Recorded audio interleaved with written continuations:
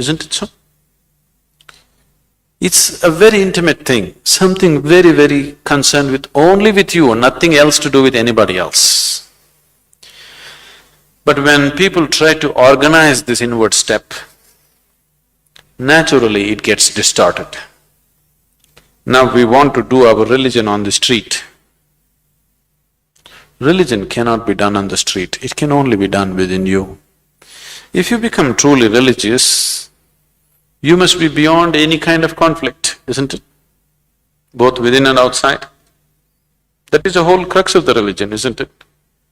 But today religion means conflict. If you utter the word religion, you're talking generally in terms of conflict that is happening in the world, isn't it? This is because you have reduced an inward step into your set of beliefs. Because if you have to take an inward step, you have to transform yourself. If you have to believe something, you don't have to transform yourself. You can do whatever nonsense you want and still believe God is up in the heaven, isn't it? Yes? The crudest people, the cruelest people on the planet have always been talking about God, isn't it so? Yes or no? All the warmongers in the world have been talking about God, isn't it so? And God has been helping them. See, the moment you believe something, you have a new kind of confidence. That's the biggest problem. When idiots become very confident, the world is in danger. An intelligent person is constantly hesitating with life. With every step he wonders whether what he is doing is okay or not. But a fool has absolute confidence. And when his stupidity gets stamped by God, that's it. No looking back. Just can go on doing the most idiotic things without any problem about it. The very nature of your intelligence is such that if you do something stupid today, tonight your intelligence will bother you, why did I do this? Isn't it so? But if you get God's stamp on your stupidity, you don't have to turn back and see. You can do grossest things on the planet and not bother about it, feel very proud that you're anyway going to go to heaven because you did all this nonsense. There is no experiential dimension, you're just believing something. Once you believe something, your belief and somebody else's belief are bound to clash somewhere. The conflict in the world is not between good and evil, please see this. Though people always claim it is so, it is not true. It is always one man's belief versus another man's belief. So religion has become a problem because we have reduced it into just a set of beliefs. If it was experientially true that you really felt God, then could there be conflict? There is no such possibility, isn't it? But because you're growing from a belief system, you're not willing to make the effort of going beyond what you have gathered from others and looking at life by yourself. That is why there is conflict. If you do not know, there will be no conflict. If you know, there will be no conflict at all. But when you pretend to know, there is bound to be conflict.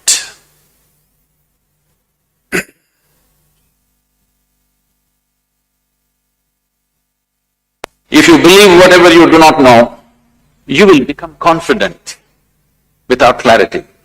Confidence without clarity is a disastrous process. Where there is no clarity, it is better there is hesitation. If clarity comes, let's do everything. If there is no clarity, we should at least hesitate. If you have confidence without clarity, it becomes disastrous. This is what belief systems are giving people. People believe something. They're confident. It doesn't matter how much disaster it causes to themselves or to everybody around them, but it will go on because we believe. What we believe is a psychological reality. It may not have anything to do with the existential realities where we exist. I wanted to buy. If you believe whatever you do not know, you will become confident without clarity. Confidence without clarity is a disastrous process. Where there is no clarity, it is better there is hesitation. If clarity comes, let's do everything. If there is no clarity, we should at least hesitate. If you have confidence without clarity, it becomes disastrous. This is what belief systems are giving people. People believe something. Suddenly they're confident. It doesn't matter how much disaster it causes to themselves or to everybody around them, but it will go on because we believe. What we believe is a psychological reality. It may not have anything to do with the existential realities where we exist. If you believe whatever you do not know,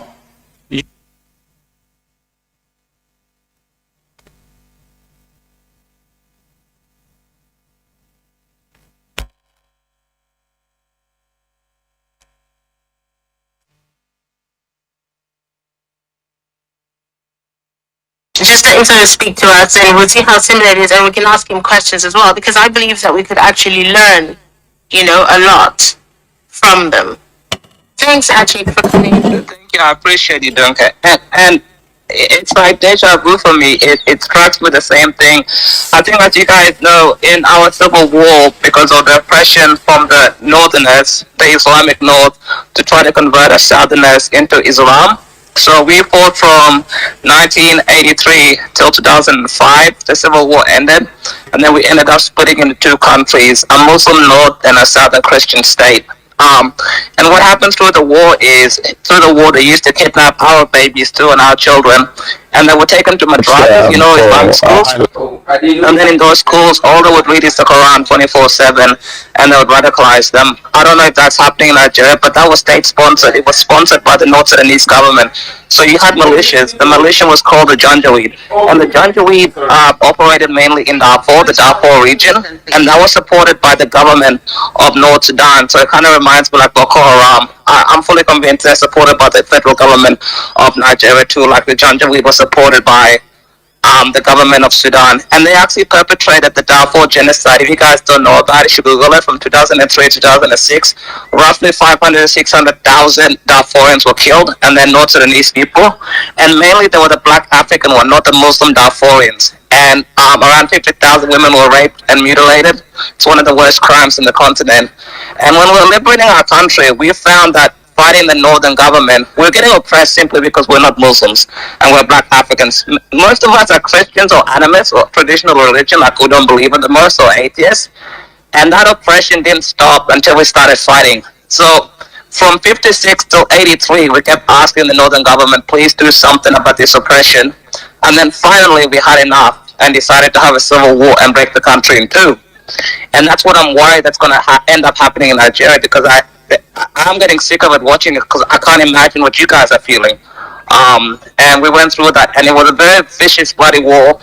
We lost 3 million people to gain independence. We have 6 million people overseas in the diaspora. Don't forget, there's only 13 million South Sudanese here, and there's about 44 million North Sudanese on the top. And what is happening now in the Sudan, they're having their own civil war between the different Islamic militias. And we have 1 million refugees from the north in our border right now that we have to feed and look after. We're getting aid from the United Nations and the United States to deal with it. But when I look at this situation that's happening in Nigeria, I have a really terrible, terrible feeling. This is going to lead to a civil war, which I don't want it to happen, because there's only so long Southern Christians can handle this oppression in Nigeria before they get fed up and decide to do something about it. And I don't believe your government, ever since Goodluck Jonathan, this Islamic government that you have in Nigeria, I generally believe they're going to try to Islamicize Nigeria, using through government forces and using corporate power and the wealth from the oil-rich South. And I think their plan is to systematically use this to make sure there's a permanent Islam majority so they can never lose government. Because the second they get a permanent Islam majority, it's all over for the Christians in the South. You can't vote them out. You can't fight them out. They have the army, they have the military, they have all of the taxes that are going to fund their areas, and they have the poorest areas. So what doesn't make sense is these terrorist organizations that are going around in your country, there is no way they'd be going around without the full cooperation and support by the federal Nigerian government. And this is what I think. There is no way they'd be let. How can Boko Haram get all these weapons, get all these militias, kidnap kids, and you can't rescue these children? The only reason they're not rescued is because the government doesn't want to rescue them. They simply don't care. And I think we went through the same thing when they were kidnapping and killing our children and our people, until we fought and we got fed up by this. and that's why we're two different independent states. So I have this sick feeling in my stomach what's happening in Nigeria, like I've been through it before. And that's why I pray for you guys, so hopefully you guys deal it well soon. Hopefully it doesn't have to come to a civil war, because that's really nasty and vicious stuff. But the Christians in the South are going to get sick of it. My warning is, if they get a permanent Islamic majority government, there's nothing you can do about it, honestly. That's the saddest part. When you get to the stage you can't vote these guys out, you're doomed. I'm sorry to say. That happened to me and my people. And we had no choice because we couldn't vote them out. We were too small. They had the military, they had the economy, everything. So I'm thinking about you guys. Hopefully they're sorted soon. But I generally believe the Nigerian government is the one doing this. And they're doing it. They've given these militias the green light to do this. And that's why none of them is being held accountable, because they simply don't want to. And I think that's a sad truth. Thank you. Sheikh, I have a question for you. Should I continue with the questions? When you guys, prior to your Should I continue with the questions? yes, please, Okay. or civil war, were they dividing, like finding ways to divide the South? You know, those of you in the South, like They tribes and yeah, they divided us between Nuer and the Dinka. So the Dinka are the majority, which are my people. The Nuer are like, so us Dinka were about 30%, the Nuer about 15%, and then we have another 62 tribes, and they divided us into Dor, Nuer, Dinka, and we were fighting each other before we ever fought them. We only became united in 1983. So from 1956 till 1983, us black tribes in the southern part of Sudan, we were fighting each other. And because of the divisions that came from the federal government, so they divided us up in certain areas. So the west is the Barkazal area, the east is the Nuer area, and the north is the Nuer area, and the south is the more like Islamic area in Juba. So if you go to our capital, Juba, a lot of people speak Juba Arabic. And the reason is because the government up north wanted to make Arabic as an official language of the southern Christians. Because if they make Arabic as an official language, we become Arabized. So then we start, pretty much, it takes away our traditional language and our culture. They essentially try to Arabize all of the people in the southern of Sudan, like they have in the north. Like when you go to North Sudan, they're like Algerians and Moroccans and stuff. They're Muslim, they speak Arabic and stuff. That's what they wanted to do till the whole Sudan. They essentially divided us, they conquered us, and then eventually we had a leader that came in, Dr. John Garang. He essentially told the blacks in the south, listen, we have to come together or they're going to kill us all. And that only came in 1983 when we declared our movement, the Sudanese People Liberation Army. It was like a guerrilla movement. And then we fought, and then we eventually won. But even till today, we're divided. So the Nuer and the Dinka in 2013, they caused a civil war in my country, but we ended that pretty quickly. But even till today, those tribal lines that have divided us against are so hard to break apart. Like tribal tensions in my country are so bad right now because of what they did of generations of brainwashing and just things like even marrying between different tribes it's incredibly difficult because of the way they made us see each other since the founding of our country. And we're just trying to get through those tribal lines even till today. So it leaves deep wounds. I don't know if they've divided you guys in Nigeria in your tribe, but they really need a double or not. That's why I asked you that question, because like everything you're saying, it's like I'm watching a movie while you're saying it, because this is our reality right now. Now you know why I brought him. Wow. We went through the exact same thing. Wow. It's not so like different. it's horrible, Ashik. It's never been this horrible, but right now it's horrible, and especially among the two tribes. That's kind of like everybody has always known. Like these people are literally in love with each other. The intermarriage is crazy, but to find even men who have like their wives from this other tribe will spew the worst. Oh my God, the worst, the most horrible rhetorics. Divisive rhetorics that you would wonder, how is he living with his wife and he has the heart, the stomach to say, even those of them who have children. Oh God, I don't know what to say. It's the same thing. Like my uncle, he's Dinka, his wife is Dor, and he has children that are Dor, and he speaks shit about Dor 24/7, and I don't understand how he has children with her. because he thinks he's superior because he's Dinka. And that's the way he was raised to think. And he has children with her. He's married to her. And he talks shit like that to the children all the time. And I just say this is the level of brainwashing. For example, I myself as a Dinka, I could never date a Nuer girl. But if I wanted to, it'd be so difficult because my parents would be like, no, absolutely not happening. They're not our people. This is the type of brainwashing would happen. Or if I wanted to date a Dora girl or something else, it would just be like a nuclear bomb went off in my household. This is the amount of anti-tribalism that is in my parents' generation. Like, I like to think I'm not tribal and I do my best not to be.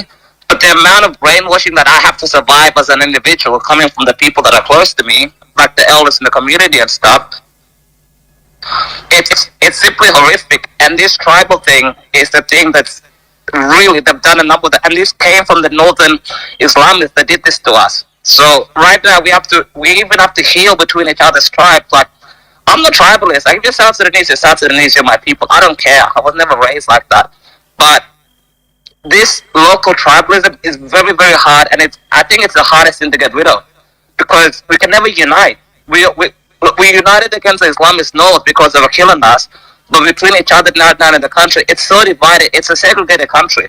It's like certain regions you only have Dinka, certain regions you have Nuer, certain regions you have Dor. It's like an ethnic federation.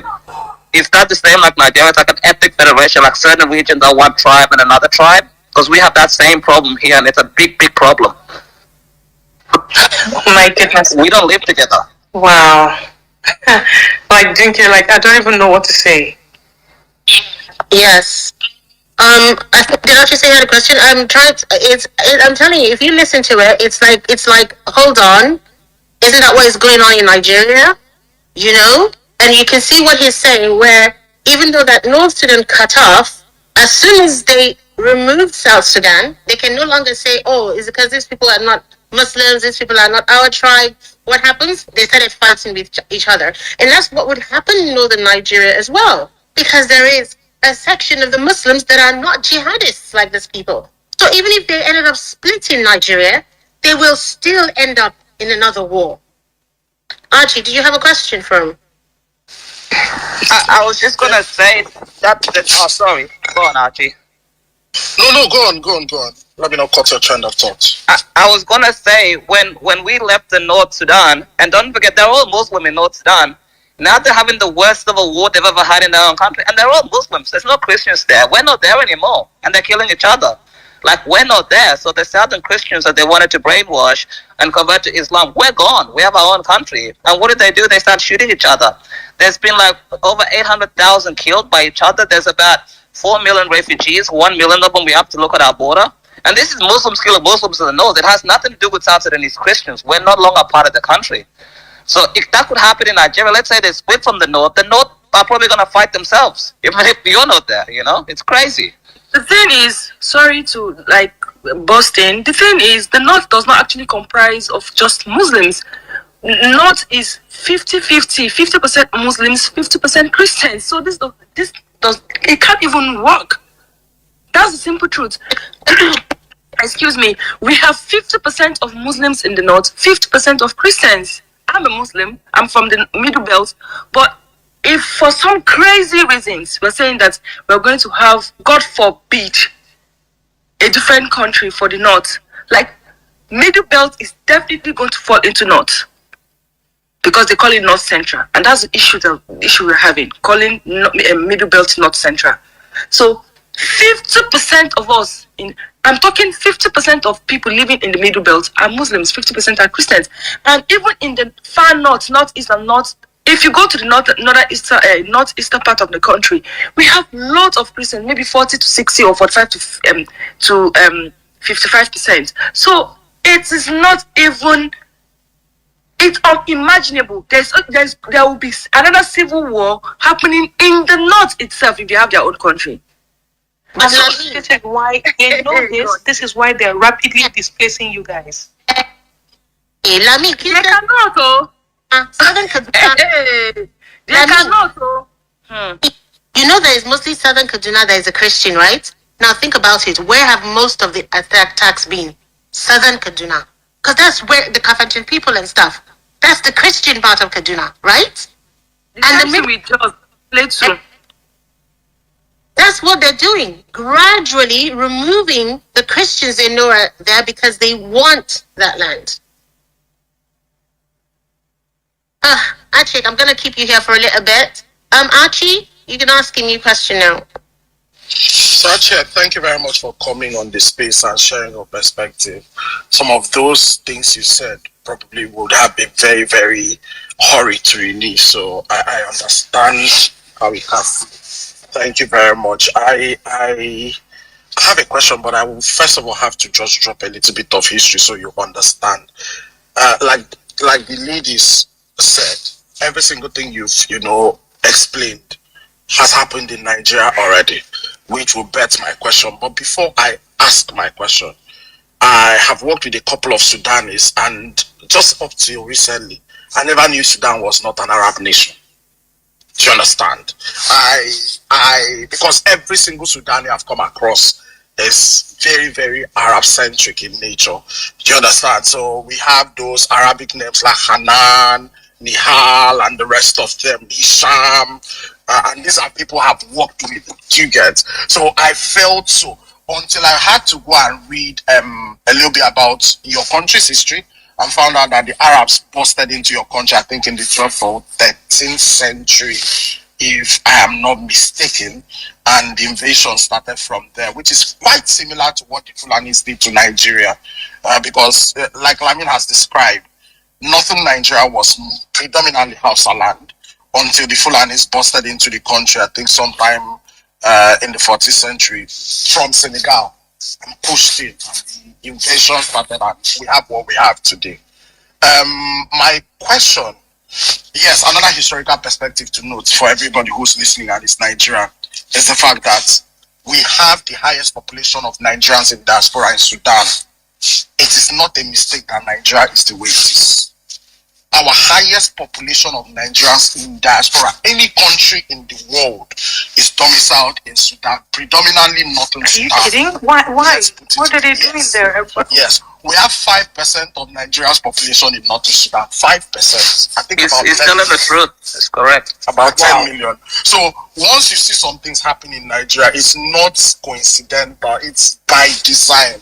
There is a roadmap. It has been I'm as much shocked as you. What? Never heard that before. It's being replicated. So you have most Nigerians in Sudan than, in fact, the whole of the West, for starters. So, but what my concern is actually with the history you've seen, with the fact that you now, have the understanding that. Good morning, good afternoon, good evening, and good night, great Biafrans and lovers of freedom. This is Radio Biafra House of Service coming to you through Radio Biafra London. My name remains Mazi Jonathan Chinedu from Olu province of Biafra London. We are here live and direct, although very, very late. Today is the 27th day of the 4th month, being April 2024. I came very late, honestly speaking. So I apologize to Biafrans and listeners and lovers of freedom all over the world for being so late in this program. It's not supposed to be. But we must continue. It is reasons that are beyond my control. It is not technical issue for your information. Rather, it is a reason or reasons, personal reasons that are beyond my control. I tried. But we must continue. Although normally today is Saturday, a day that is dedicated to religious discussions. But I will not go into what I had prepared.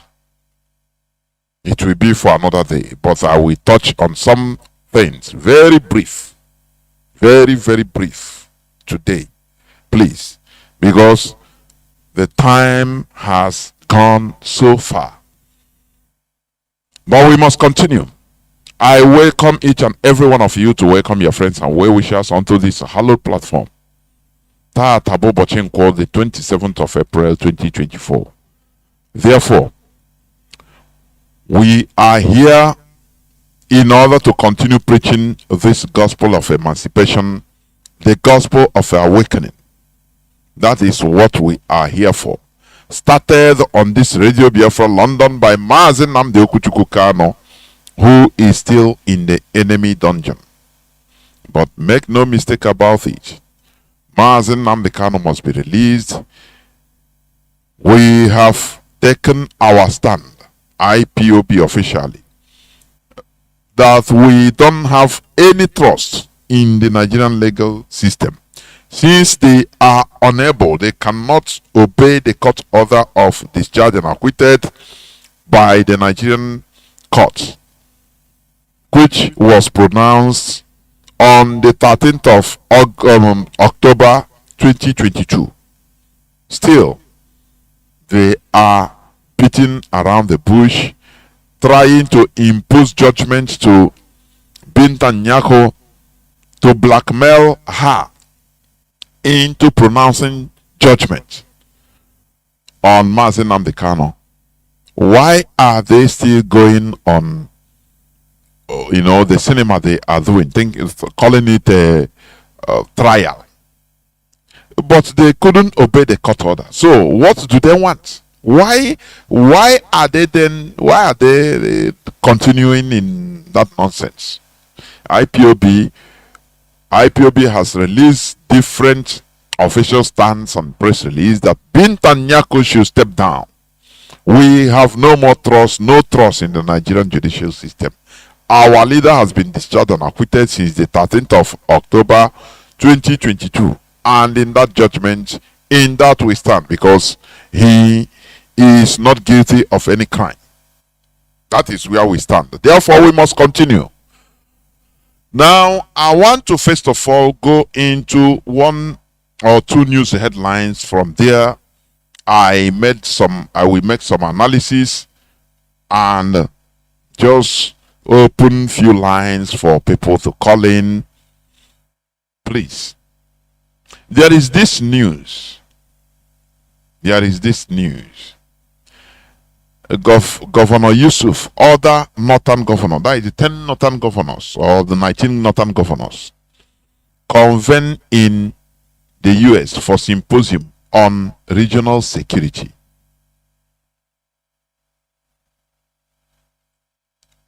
That is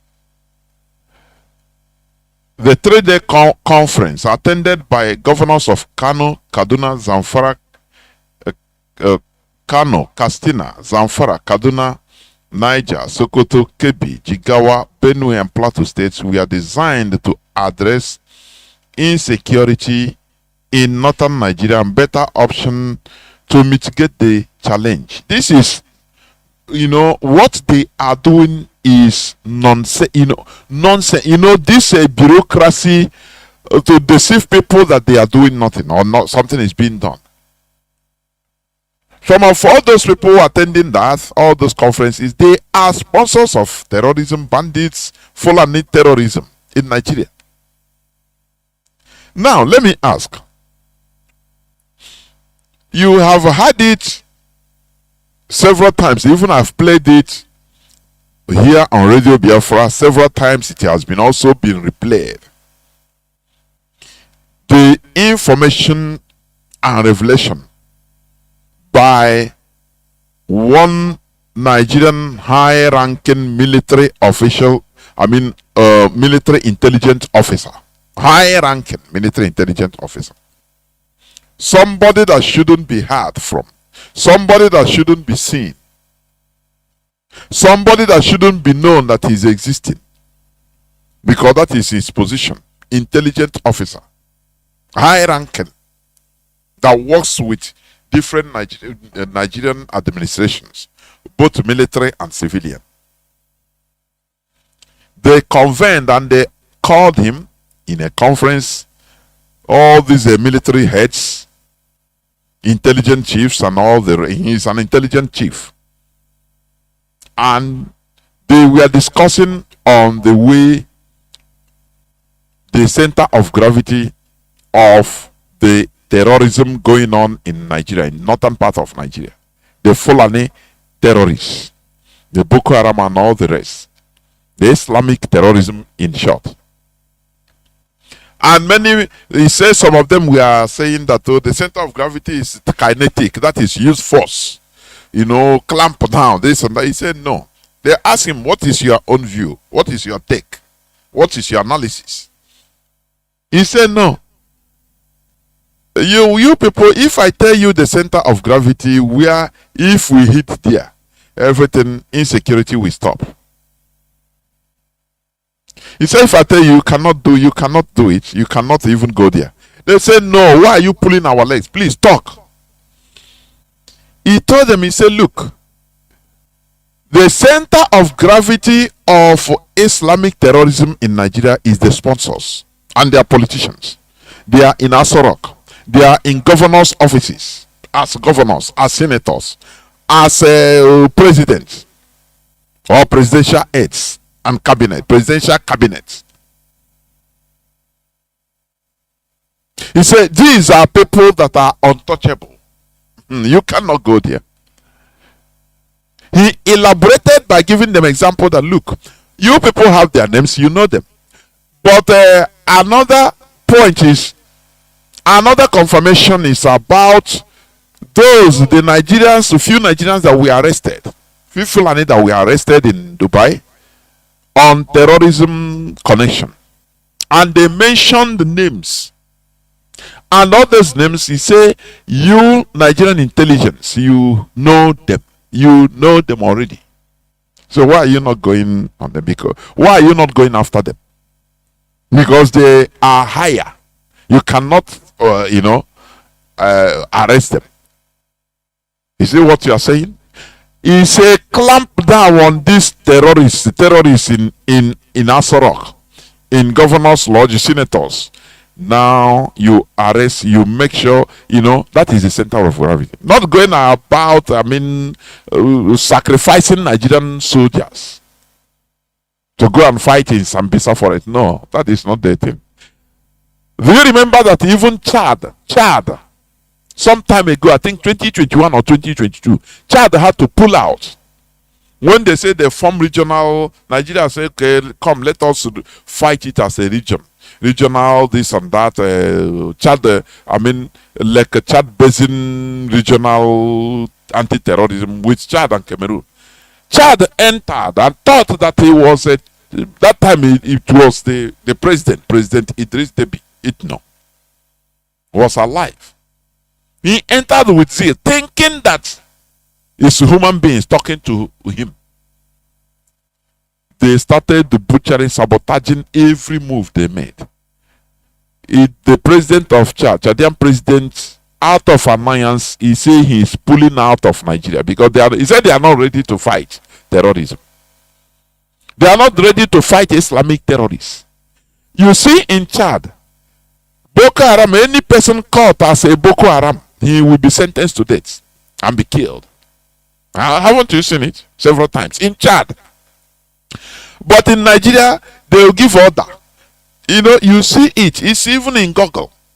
Nigerian soldiers, they revealed that they are given secret order that they should never kill any Boko Haram. Instead, they should capture them alive.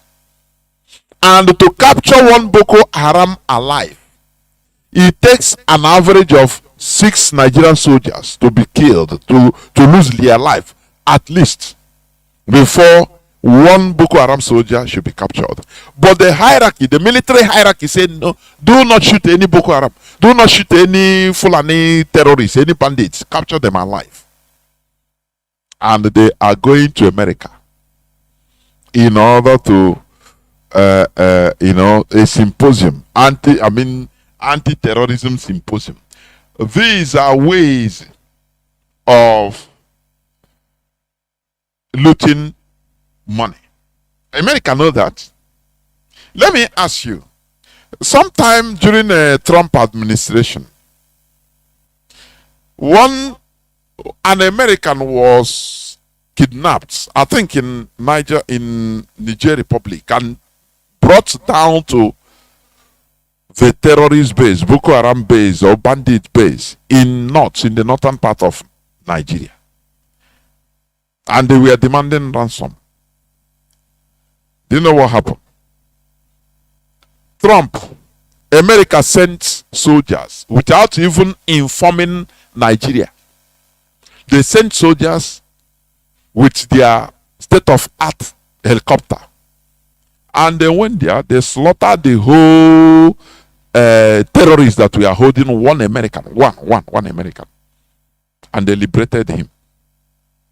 Now tell me, so America doesn't know the positions of terrorists in Nigeria? They know with their state-of-the-art equipment. They don't know. They can liberate one American. I'm not saying a group of Americans. One hostage, one in Nigeria. They have the equipment and the capability, the wherewithal to liberate one person, slaughter, massacre, kill the whole terrorists holding the American, and liberate an American, one person. You see, sometimes I look at this world, what is happening in this world, I laugh. They will see a problem, they will not solve it. They will nurture a problem and start playing around, getting, okay, no, follow right. Put this. As they are doing, they are sacrificing lives. They are, plundering, exploiting, looting funds in order to be as if they are solving that problem. They are not solving it. They are just playing you day like this, I get quite like this, while the other side. For people to see them, for the whole world to see them that they are doing something. If they are not doing nothing, it's life from the pit of hell. If they want this problem, Boko Haram, ISIS, Islamic problem, terrorism, to stop, in 1 week they can do it. What I'm telling you is gospel. But they nurture it for an agenda. One, Bill Gates have a stake. America have a stake in all these things, all these commotions. They are reducing the population, number one, and they want to reduce more by killing farmers and, giving them, natural seed growers. Now giving them the fake GMO. As the problems are terrorism, this and that, they are looting the natural resources in all those places. Californium, they are looting gold, Zamfara gold, different, raw materials. Different types of minerals and raw earth. They are looting it. But they will come and shadow something as if they are doing something to curb it. This world is, the more you look, abracadabra, the less you see. The governors, they went to America. To show the world that they are doing something about this terrorism. I think it's Abacha or Babangida that Abacha said, any problem upheaval in a country and the government cannot solve quality in 24 hours to 48 hours to 72 hours, know that the government is involved in that problem. Is the supporter of that problem. It doesn't matter what they do or what they say. Boko Haram have been there, I think, since 2002, 2009, killing 20-something years today. Killing people, slaughtering. Others are coming. Do you see when Shekawi was killed? The then Nigerian military chief. He was a new chief. I think what is his name?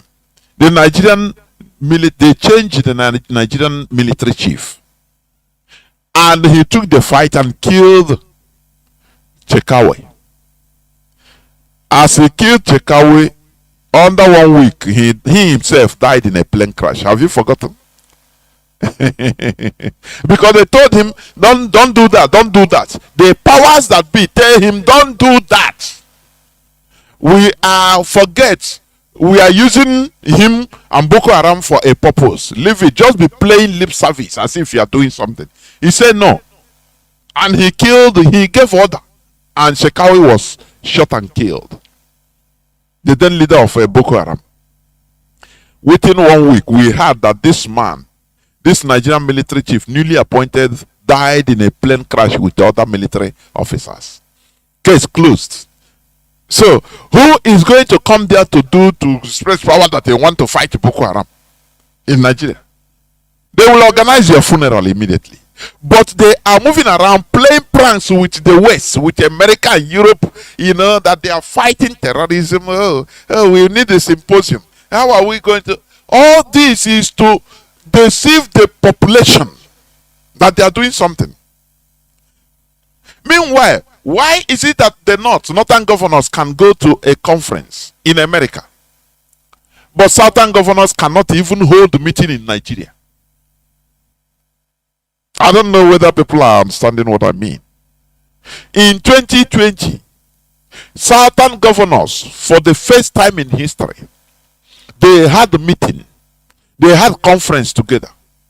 Although in that meeting, the then Obiano and some Igbo governors, they were scared stiff because they were commanded not to attend that meeting. Instead, they sent delegates or representatives. They didn't attend. Some of them didn't. Some Igbo governors didn't attend that meeting. Slaves. They were scared. Their Fulani masters ordered them never to attend. And they didn't attend. But only that meeting, they call it Southern Governors Conference. It brought about upheaval in the midst of the Fulani Caliphate. It became something very huge for them. Why should Southern governors be together, discuss something together? How, I don't know. Are you people so forgetful? Are you people so forgetful? Now you ask yourself, why is it their problem? Very huge problem for them. That certain governors can, at least have a conference and discuss things that matter to them, things that concern them. The Fulani Caliphate were let loose. Everywhere in the national television, they were boiling and issuing threats of thunder and brimstone. What is the reason? Because southern governors, they come together as the South, but they themselves, they have been in the North. They have been called North and they have been going as North, irrespective of the fact that it is not really North, because under normal circumstance, Benue shouldn't be North. But why do they, Benue Plateau, all these places, why are they called North Central instead of Central Nigeria? They call it North Central, which means Nigeria is still dead. That pushing of the British before independence, by giving the northern side, giving North 52% of seats in the legislature, to make them natural, what do you call it? Natural majority. That it doesn't matter whatever they are always the majority. Britain, I said it the other day. So, why should you come and change the status quo the way Britain put something? Do you see that? They can go meeting as governors in America, but even Southerners, Southern governors have Southern governors have no right to even have a meeting, even in Nigeria, to discuss their issue. Do you see how Nigeria is? Have you ever seen Igbo governors? I'm not talking about one governor going to America or going abroad in order to discuss issue, have appointment and rendezvous with a foreign government. Have you ever seen it before? Have you ever seen even call it Southeast governors, say they went to America to attend something. Have you ever seen it before? Abuja is their limit, their limitation. What I'm telling you is a fact. Abuja is the limit of the Igbo governors. Now, Southern governors in general, they cannot even talk. Since that 2020, they had a meeting called the Southern Governors Meeting or Conference. And it infuriated their master, the Fulani. Never, they stopped it.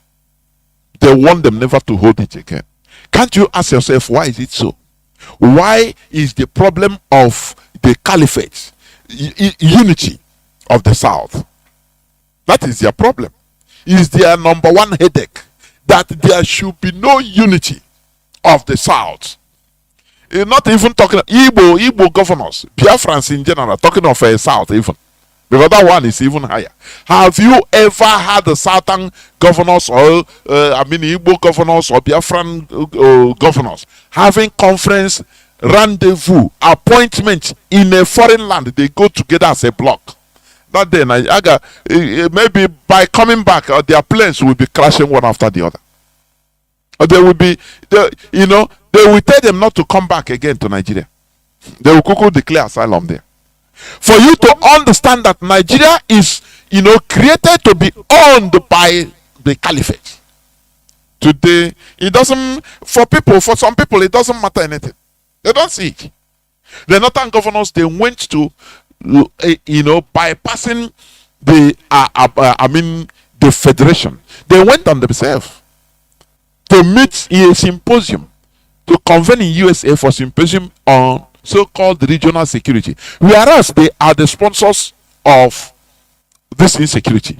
Do you know that all these governors, all these northern governors and politicians, they are contributing secretly to ISWAP. They are contributing to Boko Haram. They are funding. What I'm telling you is a fact. They are funding Boko Haram. They are funding ISWAP. They are funding all those terrorist organizations, Fulani headsmen. They are funding them secretly. Don't do now. They will visit you. Do you see how they behave? Now, you don't know. Maybe this symposium is being sponsored by Nigerian federal government. It's being sponsored. It's a way of looting. And America is yes. Okay. So, America is helping them in the hypocrisy because they are masters. In as much as Nigerians are zombies, why not even clear all of them? So, why would they have mercy on you? They will continue sponsoring these people until Nigerians are able to rise up and take their stand and say, no, enough of this nonsense. But they cannot, Nigeria cannot do it as a country because Nigeria is not a country. That is why Biafra, we are trying, we are making sure to get out of that hellhole called Nigeria so that we will take charge of our destiny. We will be in charge of our own destiny. Okay. Now, there is another news headline I want to read. Although that news, it just popped up.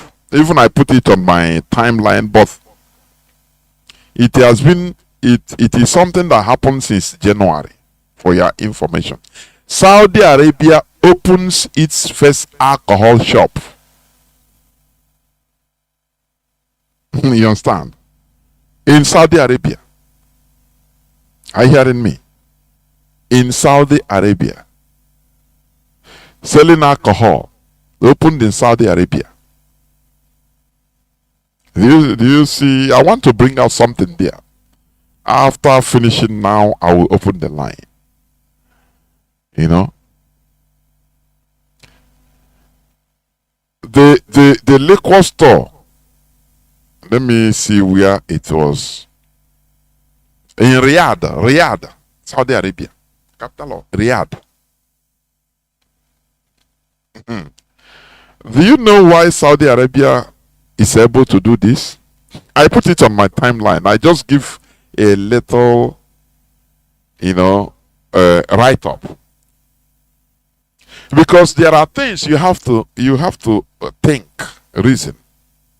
Saudi Arabia is where the capital of Islam, where it is written in Quran that at least one of the pillars of Islam is one of the 5 pillars of Islam is at least, as a Muslim, it is written in Quran that you must at least once, if you can, once in your lifetime, travel to Mecca on pilgrimage to Hajj.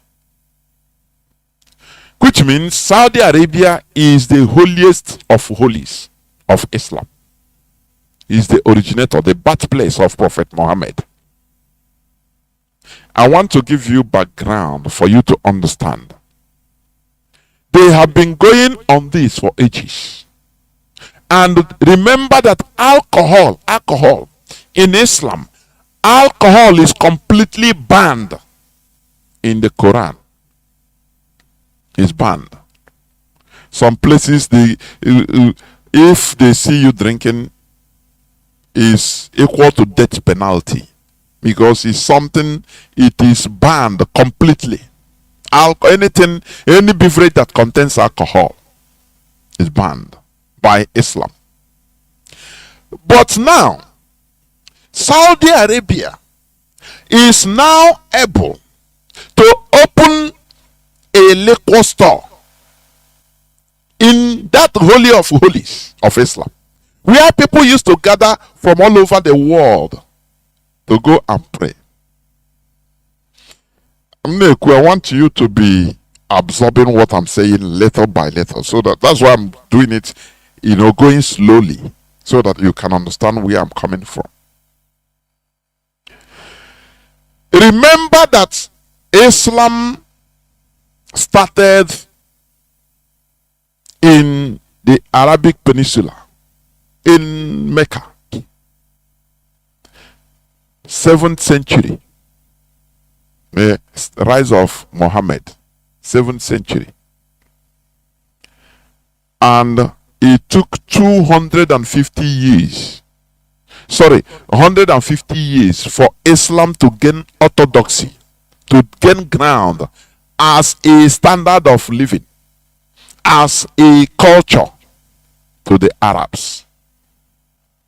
So for you not to think that immediately Muhammad start having his vision as purported in the Quran, now people he fought wars. It took time for people to get adopted to it. Are you hearing me? And remember, even the Quran that you are seeing today, it was not written during the time of Muhammad. Instead, it was something that is verbal.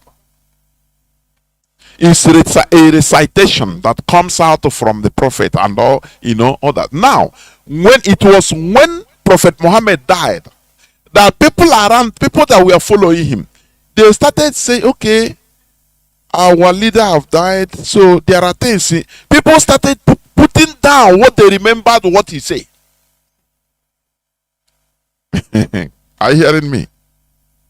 Because when Prophet Muhammad died, there were kata for his succession. Who will succeed him? That is the time, the origin of where you hear the Sunni and Shiite. It's not where I'm going today, but I want to go somewhere. I'm painting to you for you to understand that Islam became the tradition of Saudi Arabia and other Arab countries. Because Islam came there. They fought wars. And now they were able to adopt Islam as their tradition and culture.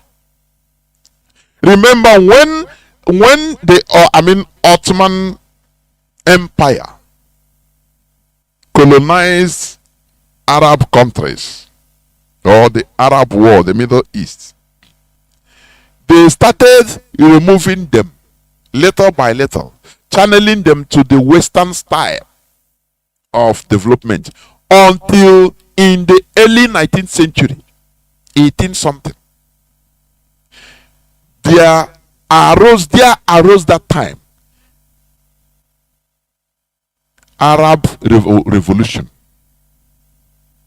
Are you hearing me? They were still under colonization of the Ottoman Empire. That is literally Turkey you are seeing today. Colonized Middle East, including Palestine and the rest. Now they started rising up, raising voices, saying, no, we had our culture. That time they went back to their roots. I have taught it here. I have preached this gospel here. Arabs now went back and said they had Arab consciousness. Arab revolution. They said, no, we have to go back to our roots because we cannot develop on foreign ideology, Western ideology. We have our culture, tradition and culture, which is Islam. And we must go there, and all those bad things, all those outdated things, we will now innovate it and go develop with it. That is why today Kuwait is developed, Saudi Arabia is developed, but they never lose their culture and tradition, which is Islamic. Are you hearing me?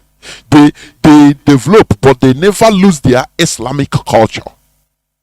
Which means it tells you that what they have been feeding us, that look, is only the European system of system will lead to advancement. It is life from the pit of hell.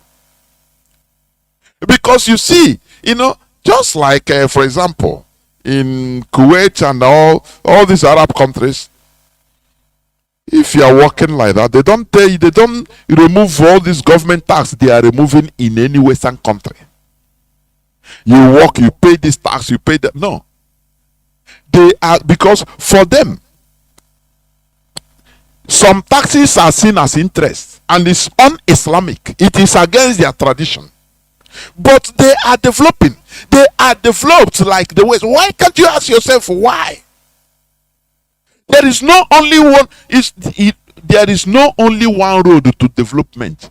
But this is what, contrary to this statement, is what the Europeans have put in our heads as Africans, that it is only through their system of democracy, it is only through their system that we can develop. It's life from the pit of hell. Middle East is an example. Saudi Arabia is an example. Bahrain, Kuwait, all these are examples. They don't have Western style, but they are developed. Can't you ask yourself how?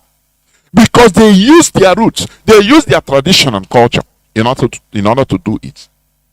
But when they come to Africa, they clear our head, remove our head, open our head, and remove our natural nature, our naturalness, and put artificial, and put inside our head that look is only Western. We always compare. Oh, as it's done in Europe, as it's not. We don't even say, let us develop our own thing. Are you hearing what I'm saying? Now, what am I trying to put there? Saudi Arabia is able to do this because it is their thing, it is their culture. It is their religion, it is their culture. They don't need to have excuse from another foreign country in order to do it. No, it is their thing. So they can innovate and change the thing to update it according to their will and their development and the wishes of their people. Look at in Nigeria, far away Nigeria, northern Nigeria, that embrace Sharia, the same Sharia that Saudi Arabia is developing on. Do you know that the law of Saudi Arabia, they have Sharia law? Do you know that? But as I'm telling you now, there are Igbo people that are there in Saudi Arabia. And they are doing well. Some of them are doing well even. But they are in a Sharia country. Now, this Sharia country, which is the head of Islam, now they opened officially liquor store because they have all these liquors in Saudi Arabia, but it's black market, for your information. Because if they catch you with alcohol in Saudi Arabia, in a car, it seems somebody they catch with cocaine. I am telling you. But today, now it's official. So that you can go, they say it's for non-Muslims. Yes. You know, it starts letter by letter. So that you can go there and buy, officially, you buy liquor, buy alcohol. In some Arab countries, I could remember, if you go to the supermarket to buy, if you enter into the section, alcoholic section, to buy in their malls, you see some Arabs, they will hang there. If they see you as a foreigner, mostly black people, you know, because you have the authority, the permit to buy and drink. You enter there, before you enter, they will corner you, tell you, say, my friend, please, can you buy, so give you a list of alcohol they want you to buy. So that when you bring it out, now, you know, you buy it for them, bring it out, pay. And when you, for example, you bring it inside their car now, you give them inside their car. And they can square you some money if you want. Many people listening to me understand what I'm saying. It's true.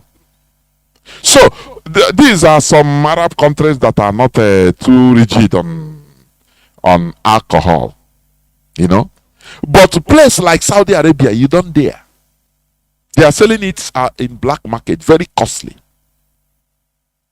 But today, they open the liquor shop. Do you know why they are able to do it? Because they don't have any pope anywhere or any imam anywhere that we should give them command. It is their thing. This is why we are clamoring for going back to our roots. Because once we are in our tradition, developing, doing things in our tradition, we can be able to innovate. We can today rise up, people we can rise up and say, no, this thing that is being done like this in our culture, we don't want it again. Let us change it. It become a national, you know, discussion. And before you know it, the government of the day will do it and say, okay, let us from today, this thing and this thing is no more valid because it is so outdated that we can no more continue using it in this era. No pope will from outside they give all contrary order. Say no, because it's our thing. It's our culture and tradition.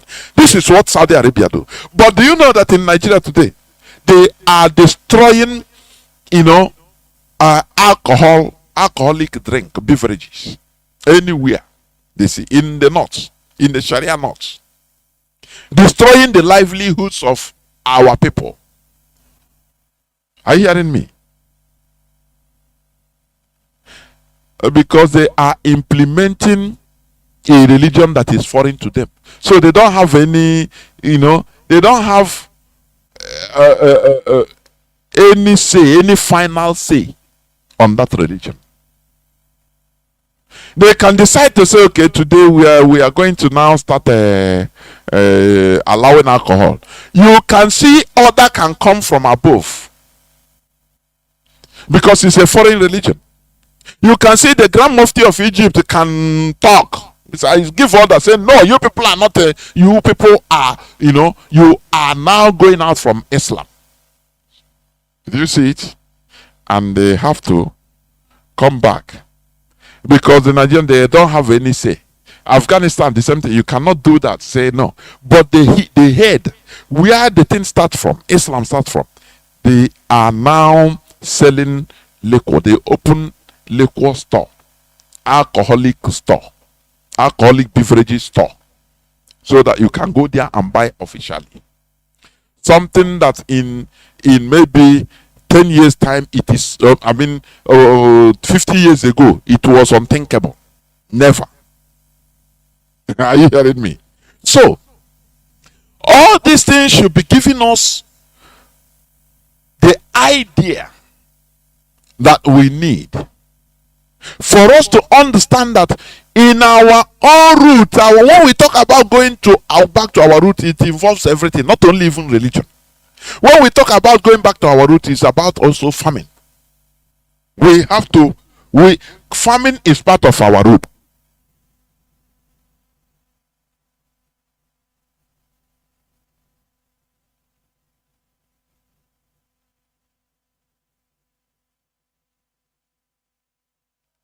Are you hearing me? Farming is part of our roots. Productivity, production is part of our roots. Do you know why? Before the advent of white man, in our markets, what we say there is 100% produced locally by our people. Are you hearing me? So we have lost all these things and start importing. When you go to our market today, what do you sell? What do you see? You sell mostly what comes from abroad. It's no more our market. We are just simple agents, traders, trading for foreigners, people that produce. Are you hearing me? That is the reality. Because all these things are what we are calling. Let us go back to our roots. Go back to the land. Roots means, you inside nala. It involves also farming. Because all these things are our roots. Productivity is part of our roots. It's part of our culture. A people that cannot produce is equal to dead people. The people that are dependent. Are you hearing me? For you to be independent, genuinely independent as we are clamoring, you have to be independent in everywhere, including religion. Hey, I don't know how people, I don't know. Sometimes I don't understand how to explain sometimes. When we talk about independence, genuine freedom all round, both from religion, both manufacturing what we eat, most of the things. Yes, the world is a global village, but we have to be independent in order to at least produce most of the things we use, and even export, so that that little that we import, other countries also need our products, what we produce, so that they cannot blackmail us. If they blackmail us with the little we are importing, we are using from them, we also blackmail them from the ones we are producing and giving to them. That is how the world works. That is how they know that you are genuinely independent. Are you hearing me? I'm not going for insecurity symposium in America to solve your problem on ground in Nigeria. Now all of you will go to, is it not cinema? Is the show that they are doing. They know security and insecurity, everything is local. It's local. It should be local. Are you hearing me? They know you don't see the one they call Mama Boko Haram. He say he know his boys. They know them.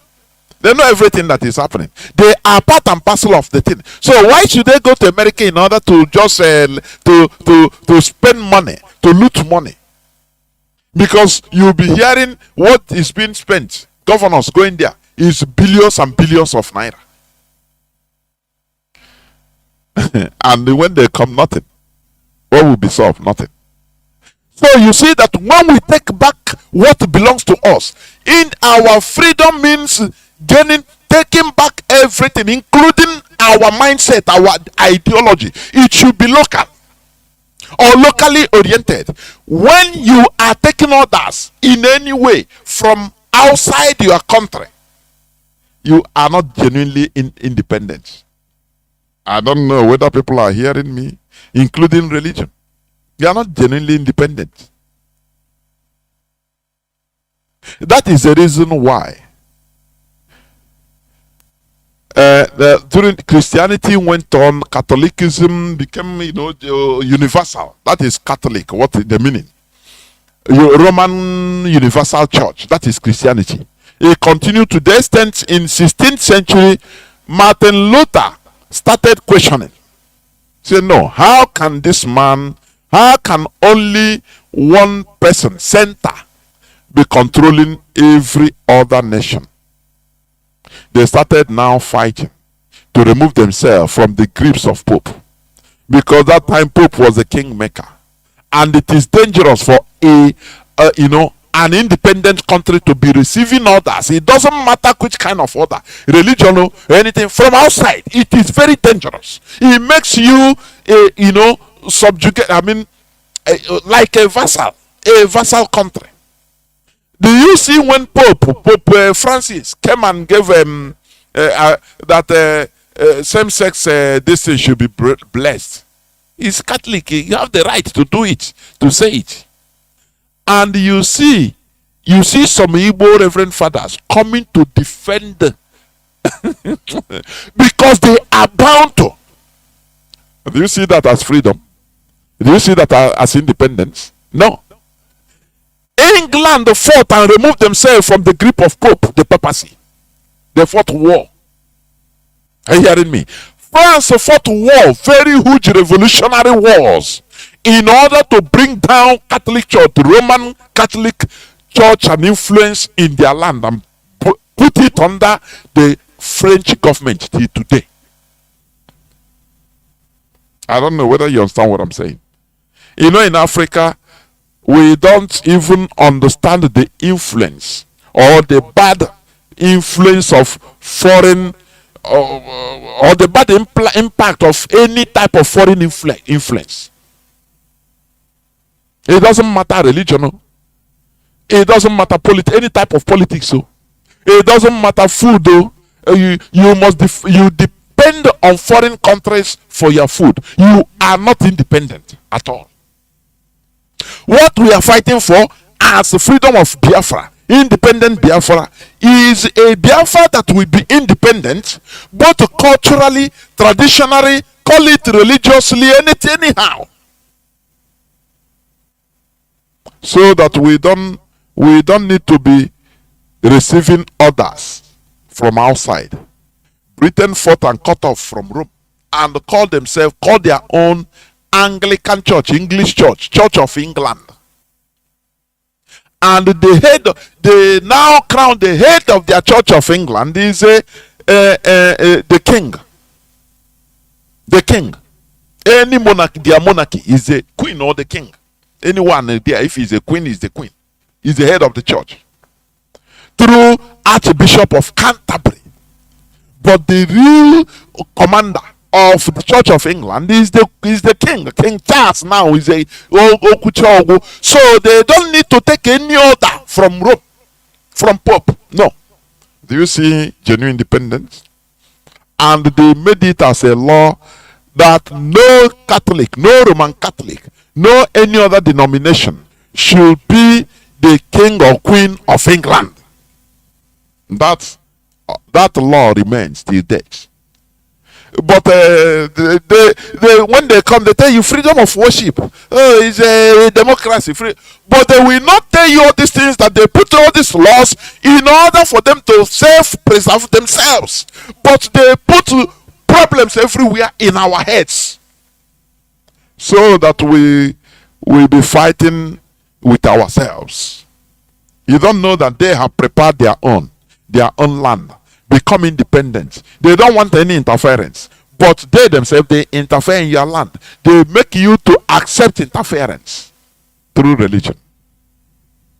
Do you see what is diplomacy, which is hypocrisy of the Europeans? All these things we reveal here so that you understand.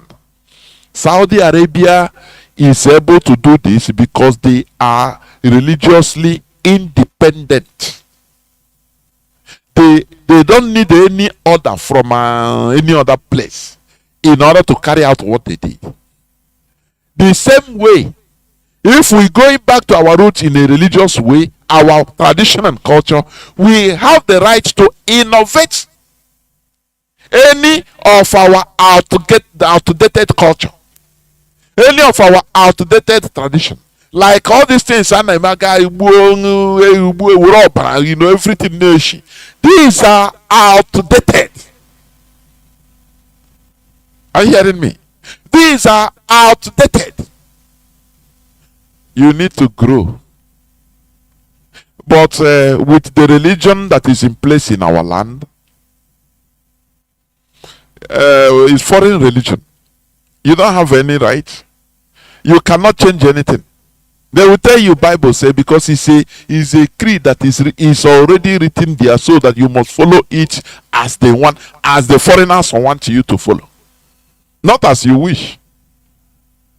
So that you know, do you see Reverend Fathers? I mean the clergy in Catholic Church, they don't marry.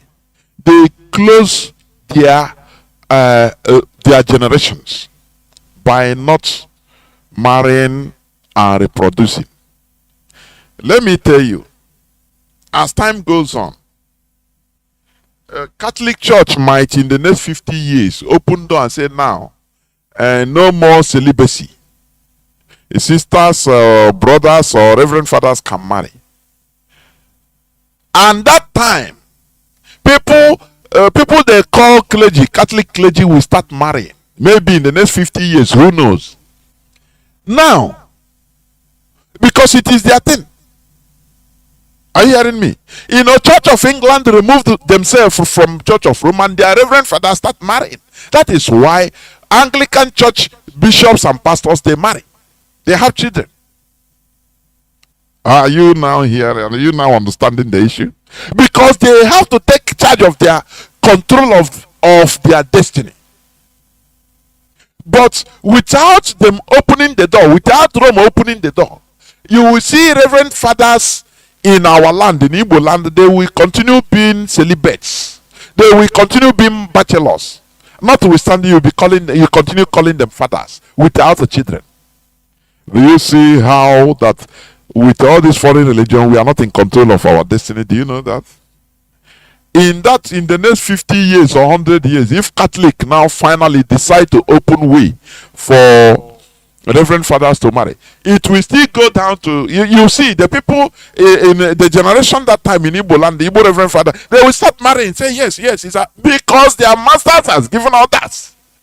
Now they will forget the thousands, if not millions of reverend fathers that they wasted their lives, they closed their generations without marrying by telling them not to marry. Do you see? In a genuine freedom, we need to take overall control of our destiny. It includes religion. It includes productivity. It includes everything. At least we be in charge of our destiny, so that our destiny we will not be receiving orders from outside. Tell you that the Bible say so. The rule of the church, the rule of the Catholic Church is this: that this and that you have to now want to, and you see Igbo reverend fathers coming to defend, because it's order from above. They are being paid by them. He who pays the piper detects the tune. I think you understand that proverb. Only he who pays the pipe. If you go now and call, it's you that pay the DJ of the music. It's your money. It's the music you tell him that he will play, because you pay. It's you are the sponsor. That is the thing. You know, this foreign religion, they have, we have contacts from outside. The others come from outside, from America, from Rome. You know the worst part of it? Conflicting orders from different parts of the different parts of the globe. Some from east, some from west. Islam from east. They receive their, they receive their orders. All in a people. All orders from outside, showering on one set of people only. This one will tell you do this. No, so don't you see the kata that we are suffering? Sometimes I say, why do we? It seems we come late in this world. Though. You know, when I used to think this, when the Europeans were undergoing their own development, I mean, awakening, undergoing their own revolutions, they don't have superior powers to contend with. I don't know whether you understand what I'm saying. They don't have superior powers to contend with. They develop among themselves, you know, no superior power that exploits them like that. But this time around, you know why it's difficult for us? We have superior powers. We have the West.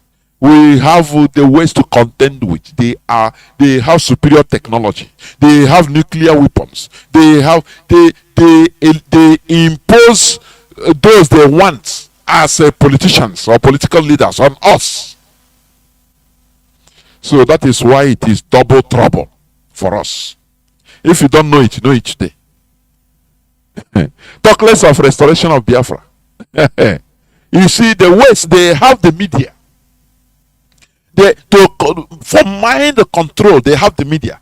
And they also have their religion.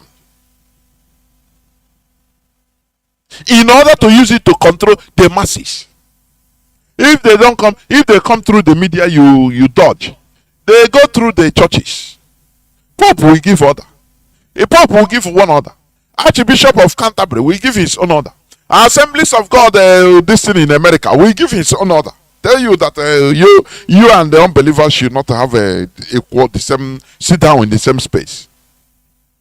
Other churches, you know, Jehovah's Witness, we do their own because it's a foreign influence. We are under bondage all round. It's very hard.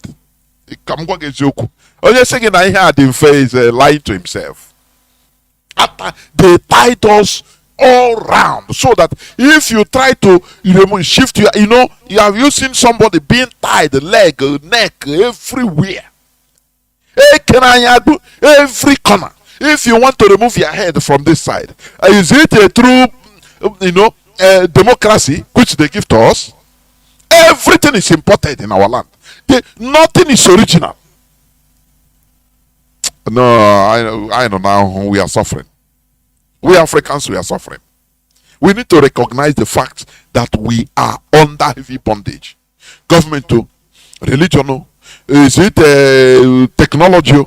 If you have somebody that is you have algo in our land to produce something, a chap, he will produce, invent something. Before you know it, America will come and use money, carry him. Are you hearing me? Use money, and carry him. If any development, any person that invents something or build something, for Igbo governor to recognize him or encourage him, they will, the Nigerian government will warn him. This is not your job. You have to rule them as we want you to do. Not to go and promote all these things. You tell them you have no money to sponsor all these things. Finish. We are in triple, quadruple wahala. Why we say all these things is for you to understand the type of mess we are in. But not that deliverance or freedom is impossible. No. But it needs selfless sacrifice. It needs complete dedication and sacrifice for us to remove ourselves from this mess. Saudi Arabia today, what they did, they were able to achieve it because they have charge over that religion. It is their thing. Are you hearing me? Look at where they are using Islam to cause havoc. It's mostly where outside Arab land, where there is no, in foreign lands. People they they radicalize. Because without radicalization, you cannot continue preaching. They radicalize you. You come as Nigerians, for example, in as the revelation made by one guy, which you had, that there are up to 5% of Nigeria population in Sudan. These are northerners. What are they doing there? They are being brainwashed on Islam. That's a Janjaweed type. After brainwashing them, they bring them down. Or yeah, go and implement. You know, how do you say diffusion? The definition of diffusion: movement of particles from a higher place of concentration to the lower place of concentration. It's natural. So for you to convert, impose your religion or convert other people, you must be radicalized. You will have that radicalization in order to push your message to others, other unbelievers or infidels. It is everywhere, both in Christianity or everywhere. That is why, for Mazi Nnamdi Kanu to bring us together, to be able to penetrate our heads, he has to be radical in the way he preaches. That is diffusion. It's a natural phenomenon. The concentration in him is too much. The concentration of the particle of freedom and revolution in him is so much that he has to exhibit it. He has to use insult and everything and draw our attention so that we listen. Do you see it? Had it been Mazi Nnamdi Kanu was talking like Uchemofo, I'm not mocking Uchemofo, it's his way. Had it been his talking, Biafra.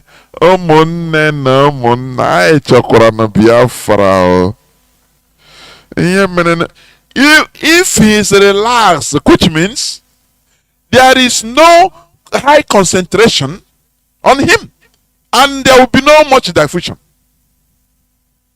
Are you hearing it? If you fart now, why is it that if you fart now, you see, before you see, maybe somebody that is 2-3 meters from you, in few seconds, the person will start perceiving the other. Do you know the reason? The particles of that farting, they are highly concentrated. So when they come out, now you see, they must pierce, they must be removed. They must fill other spaces that have lower concentration. It's normal. Just like a eureka for water finds its own level, you know. So all this is natural. How you see radical, radical Islam in the northern part of Nigeria, because they have other unconquered places. If, for example, let me just give for example, which is impossible anyway, but just for teaching sake. If, for example,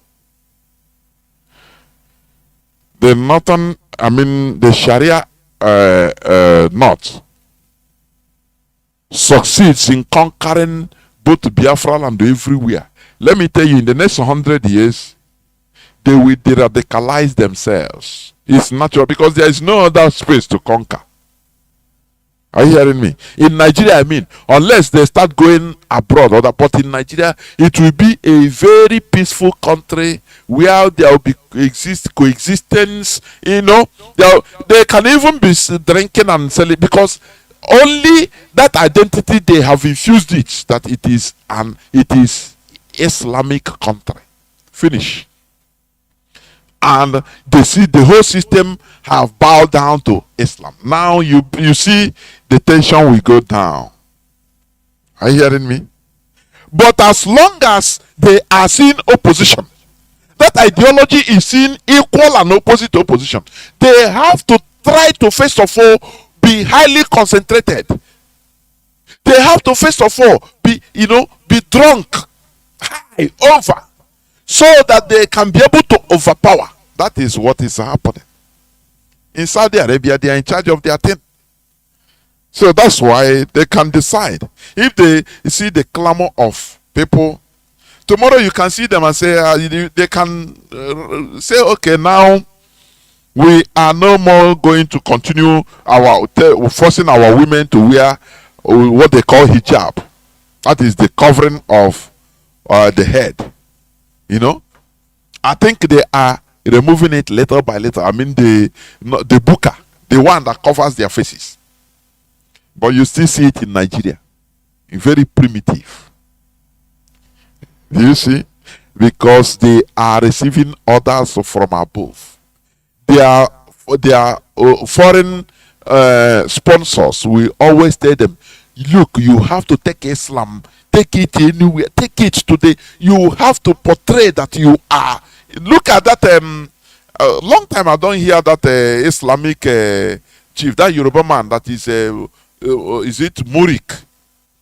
Movement for something Islamic right. That he used to whine his mouth every time. Long time I don't hear from him. Whether they have removed him, I don't know. Because he has foreign sponsors that dictates to him what to do and what to say. Anything that happened before you come out, he said no. Ogun State, they are fine. You know, they don't have to. Everybody must wear hijab. He is always making noise because he's receiving command from from outside. Foreign influence is working, and they put money. But if it is our own thing, we are in charge of our own thing, including religion. We become relaxed and we can do our thing. We can decide to change something in our tradition. Are you hearing me? It will make no noise. That is what I want the people to understand. That once we are in charge of our destiny, once we are in charge of everything concerning us, now we are genuinely independent. Do you think that England that they fought against Catholic Church and liberated themselves, do you think that they are foolish? They now do their thing. Now, in as much as they have accepted that Christianity is European, general European continental religion, their culture, they say, but you cannot impose on us somebody from outside to be commanding us using this Christian. Yes, we are Christians, but we are going to modify it to our own taste. Are you hearing me? That is what happened. So when we talk about going back to our roots, we have everything to gain. It is taking charge of our destiny.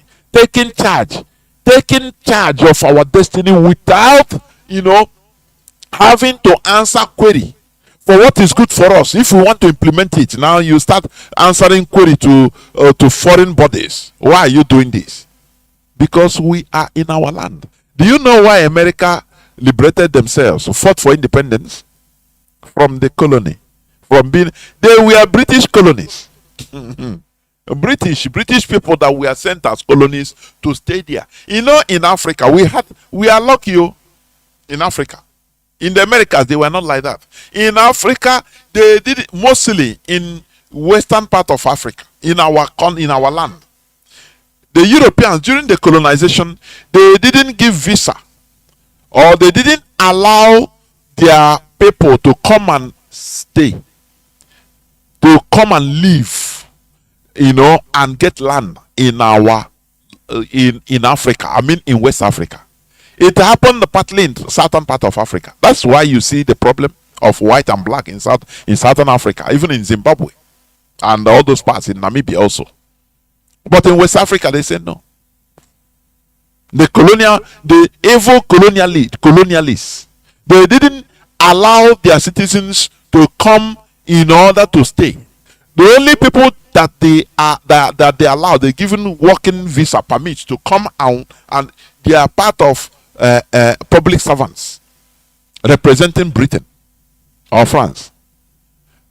But in Americas, it's not like that. They give them every both Indo-Shimandama from Europe, prisoners that kill us. They send them abroad to go and instead of committing crime here, go abroad and commit crime, kill the villagers, kill them, rape children, rapists. That's why many colonialists in Africa, in Americas, Those people, many of them were rapists, pedophiles, very, very bad people. I am telling you. People we embrace and recognize today, Port Harcourt, name cities after them. You don't know many of them were rapists, some were pedophiles, many different bad character, but you can call them saints today, don't you?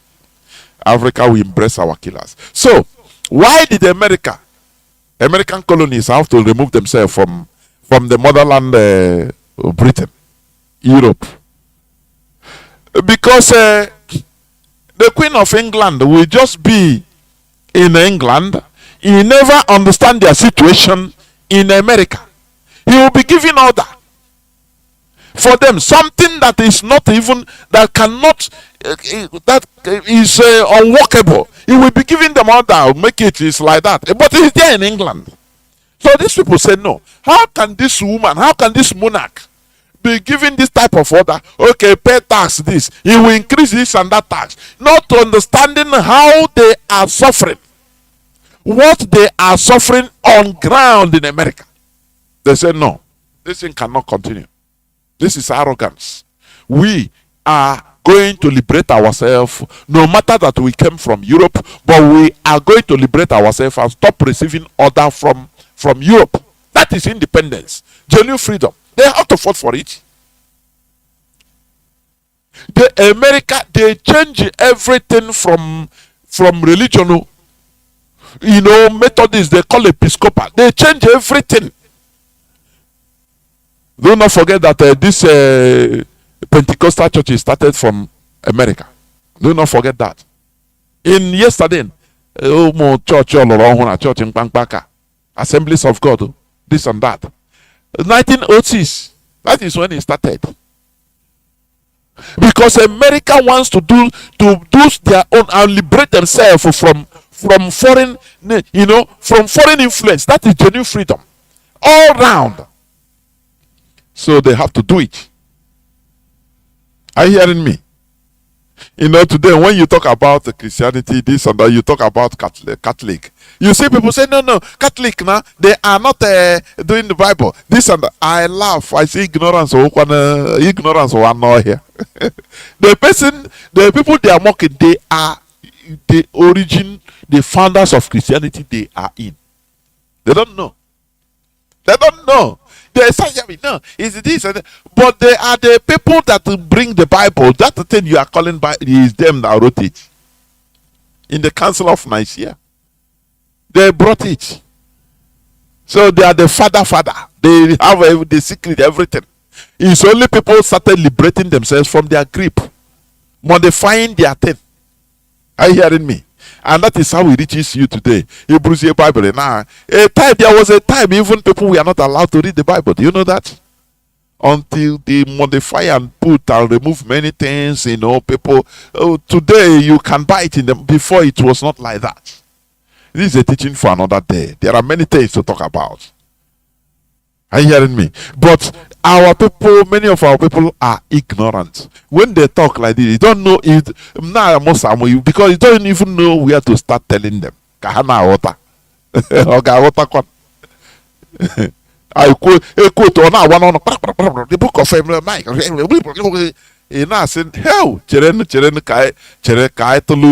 Let us, at least have common sense. Sadhguru, remember what he said. Sadhguru, remember what he said. That belief is ignorance, simply ignorance. Let me play it before I open the line. Let me play what Sadhguru, the master, what he said about belief. Let me play it. Confidence without clarity. Belief is confidence without clarity. It's a psychological reality. That reality is in your head, what you are conjuring in your head. I hear him. The way it's in your head. Oh, the way you fantasize in your head. That is that is what is called psychological reality. It has nothing to do with existential reality. That is reality. That one is just what you think. Let me listen.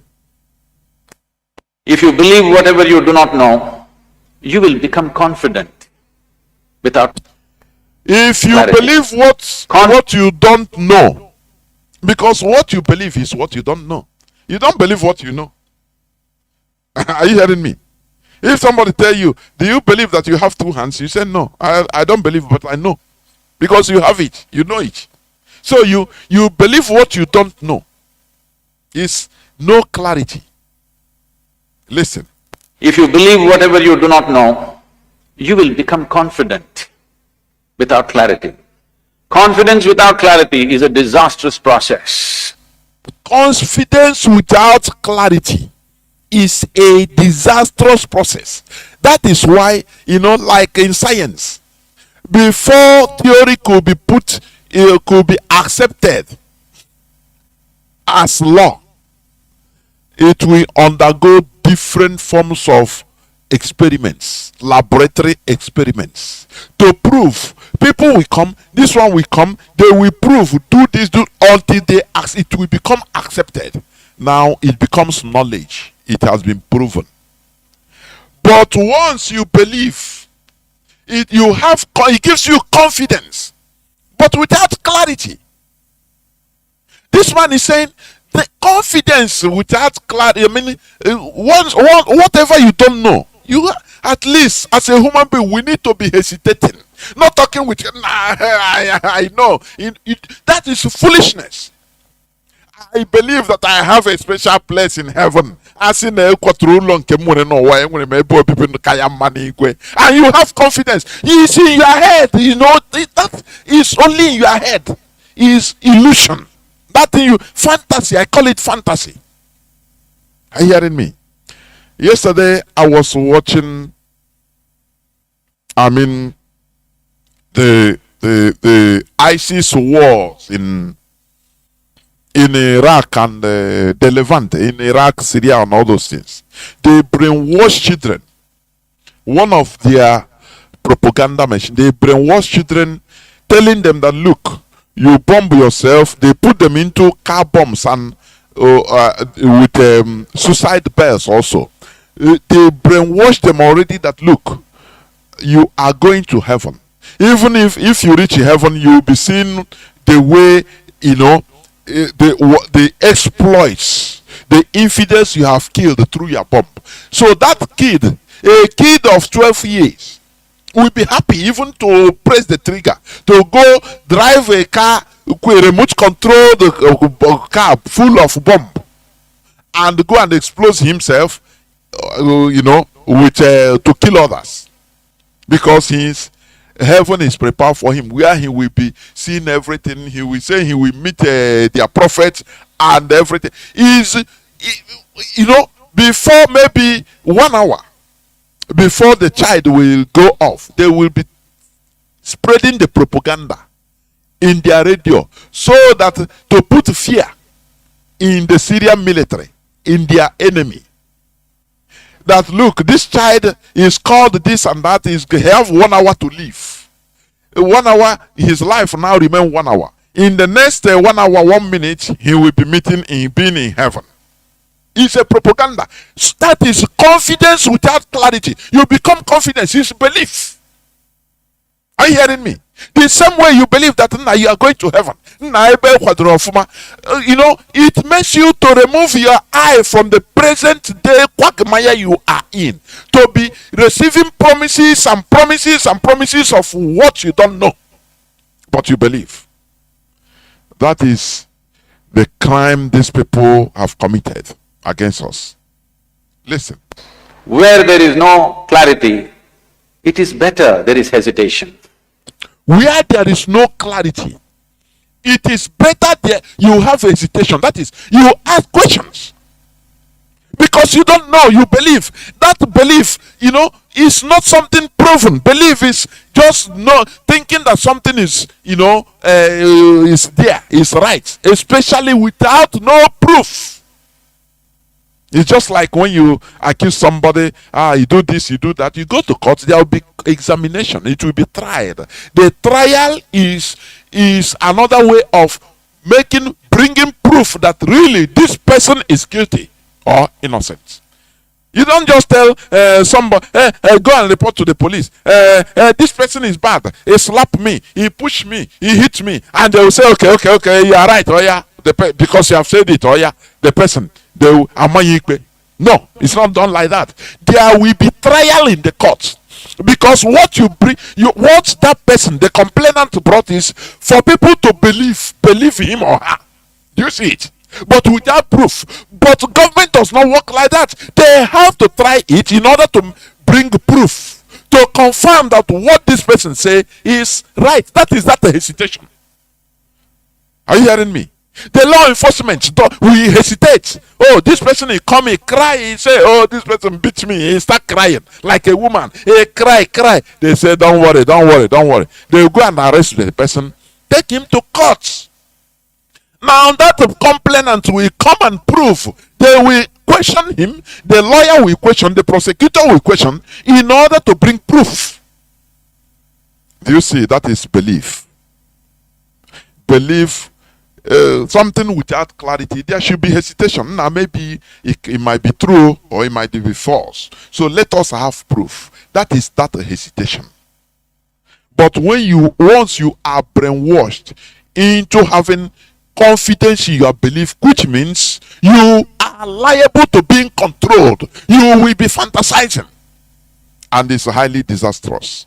That is what this man is saying. Listen, please. Without clarity is a disastrous process. Where there is no clarity, it is better there is hesitation. If clarity comes, let's do everything. If there is no clarity, we should at least hesitate. If you have confidence without clarity, it becomes disastrous. This is what belief systems are giving people. People believe something. Suddenly they're confident. It doesn't matter how much disaster it causes to themselves or to everybody around them. But it will go on because we believe. What we believe is a psychological reality. It may not have anything to do with the existential realities where we exist. Property in this land. If you believe… Are you hearing it now? What you believe is psychological reality. It is only reality in your head. Are you hearing? Do you understand what it means? And once you have, as a believer, you have confidence, and that with that confidence it will be disastrous to you yourself and to people around you, but you don't care because you have confidence. Now I believe what you believe, I believe what I believe, I am confident. Do you see it? Is it not what you are suffering today? Is it not what you are suffering today?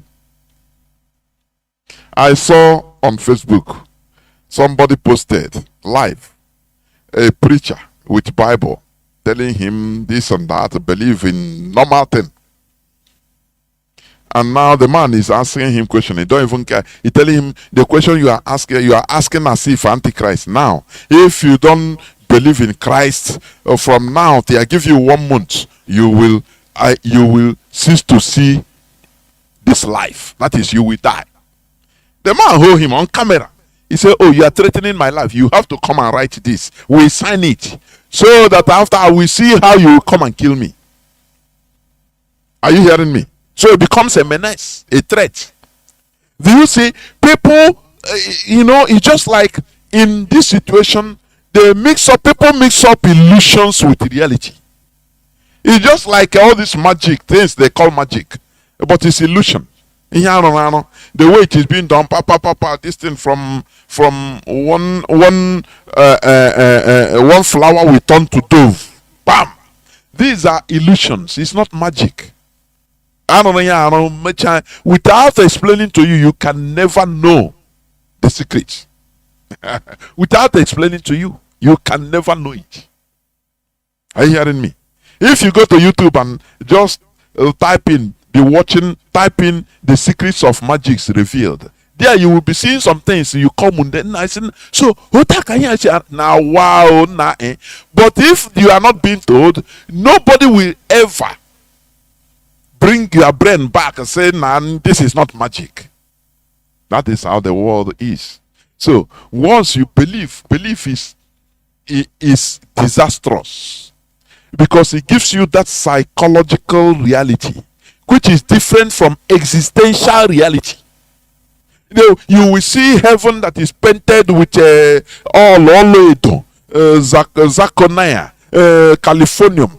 You'll be walking there, so you become you become numb to the situation you are here in this world. If somebody tell you, come, let us go and fight, to protest, at least fight for our freedom, you say, no, forget the which freedom, I have a place to go. If we are not, if we don't care, we should not care for where we are living in this world, why are we then created? You should have been created in heaven direct. Why are we in this world then? If you don't care, what matters to you is your heavenly house, mansions, then why are you created why are you in this world? You should have been born in heaven direct. Is it to do what? That is the question you should be asking yourself. Why am I in this world? That question is a deep question. Why am I in this world? Is it just to eat and drink and survive? You must let legacy. That thing, that thing you think that thing in you bring it out. That legacy is a legacy.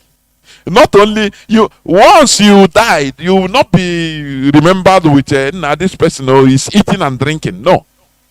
That mundane thing you give out to people around you is what you'll be remembered with. Even if it's ordinary smiling, people that are around you, they see you, they will say, oh, this person, this person, he smiles always. Now, wow, why that now? Oh, this person, he makes people to laugh. That thing you don't call anything while you are living. That is what you'll be remembered with. Do you see that? Do you see how funny this world is? But while you are living, you don't care. What matters to you is only looking for money, for build a big mansion, this and that. No, legacy, and that is what we are doing.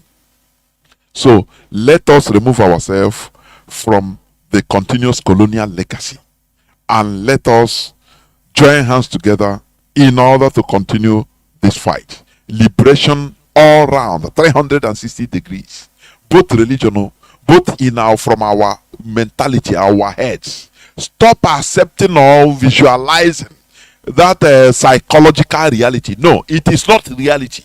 It is just like somebody that smoke a Igbo or is better. You'll be in another world of your own. People will see you as if you are misbehaving, but you yourself, for you are happy. Because you are living in another world. You don't care about your environment. That is why you see somebody that smoke or drink, he might be sleeping inside the gutter that is smelling full of mess. He don't care, because he is living in a psychological reality, which that drug has made him to be in that stupor. Whereas it is different from the existential reality that is around. People will be seeing him as a what are you doing? This is on drug now. Wow. He don't care. He will be laughing, happy in a mess he is. That is what religion can also cause. It is causing it. People will be in a psychological reality. When you tell them, let us fight to build a better world, he said, no, I have a paradise, I'm going. That is the work of belief, and we need to extricate ourselves from it. This is where I'm going to stop. I will go into a few minutes break, so that when I come back, I will open the lines and people will be calling, maybe just few calls, please. Therefore, do not go away. I will be right back. Do not go away.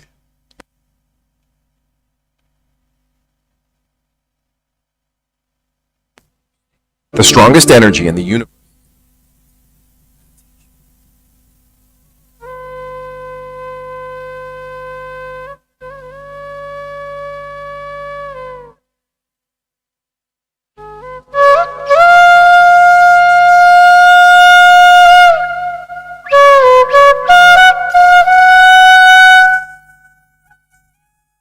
To be the means of peace, attaining peace. But in practicality, in reality today, every religion has got a face of fundamentalism and involved in terrorism, can he not make an attempt to create a new world order where there is no religion at all?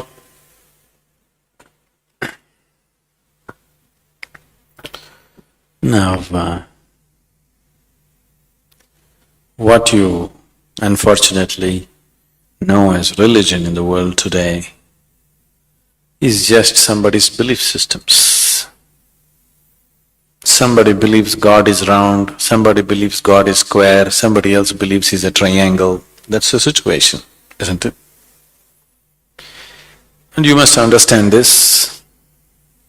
Once you start believing in something which is not yet a reality for you, you are bound to be in conflict with somebody else because somebody else is bound to believe something else. No, I believe in my God, but I am not a violent person, I will not fight with anybody. All this is just make-up. If they provoke you sufficiently, you will fight. Like, for example, let's say you believe God has 4 hands. I believe God has no hands. These are 2 belief systems. Tomorrow, out of your love for God, you put 100 feet tall statue in Coimbatore city, of course with 4 hands. But suddenly I feel so hurt. These 4 hands look so ugly because God actually has no hands. Because that's my belief. So tonight I will go to that statue. I don't intend to cause any damage to your God, just to make him the way he really is, without hands. So I just cut off the 4 hands. Tomorrow what will happen to you? You want to cut off my hands, isn't it? Simply because you believe one thing, I believe something else. As long as people believe in something, conflict is inevitable. Because you may say, no, we are all brothers, we are all one, everything is okay with us. All this bye-bye stuff, when we really have to come to a point, when I believe what I believe is right, I will try to manifest it. I will try to make it a common thing everywhere, isn't it? Yes? Once I believe what I believe is the truth, naturally I will try to impose it on other people. I don't call it imposition, I call it saving you from ignorance. Yes or no? Once I firmly believe that this is the way God is, I will try to put it on to you, just to save you, not to hurt you. But you will get hurt, because any imposition hurts. When you resist, I will use other methods to put it into you, whatever those methods are. Sword has been used, money has been used, every kind of inducement has been used, isn't it? Simply because I believe one thing, you believe another. Religion is not about belief system. All religions started as a method to turn inward. But it's an inward step. An inward step can be taken only by an individual, isn't it so? It's a very intimate thing, something very, very concerned with only with you, nothing else to do with anybody else.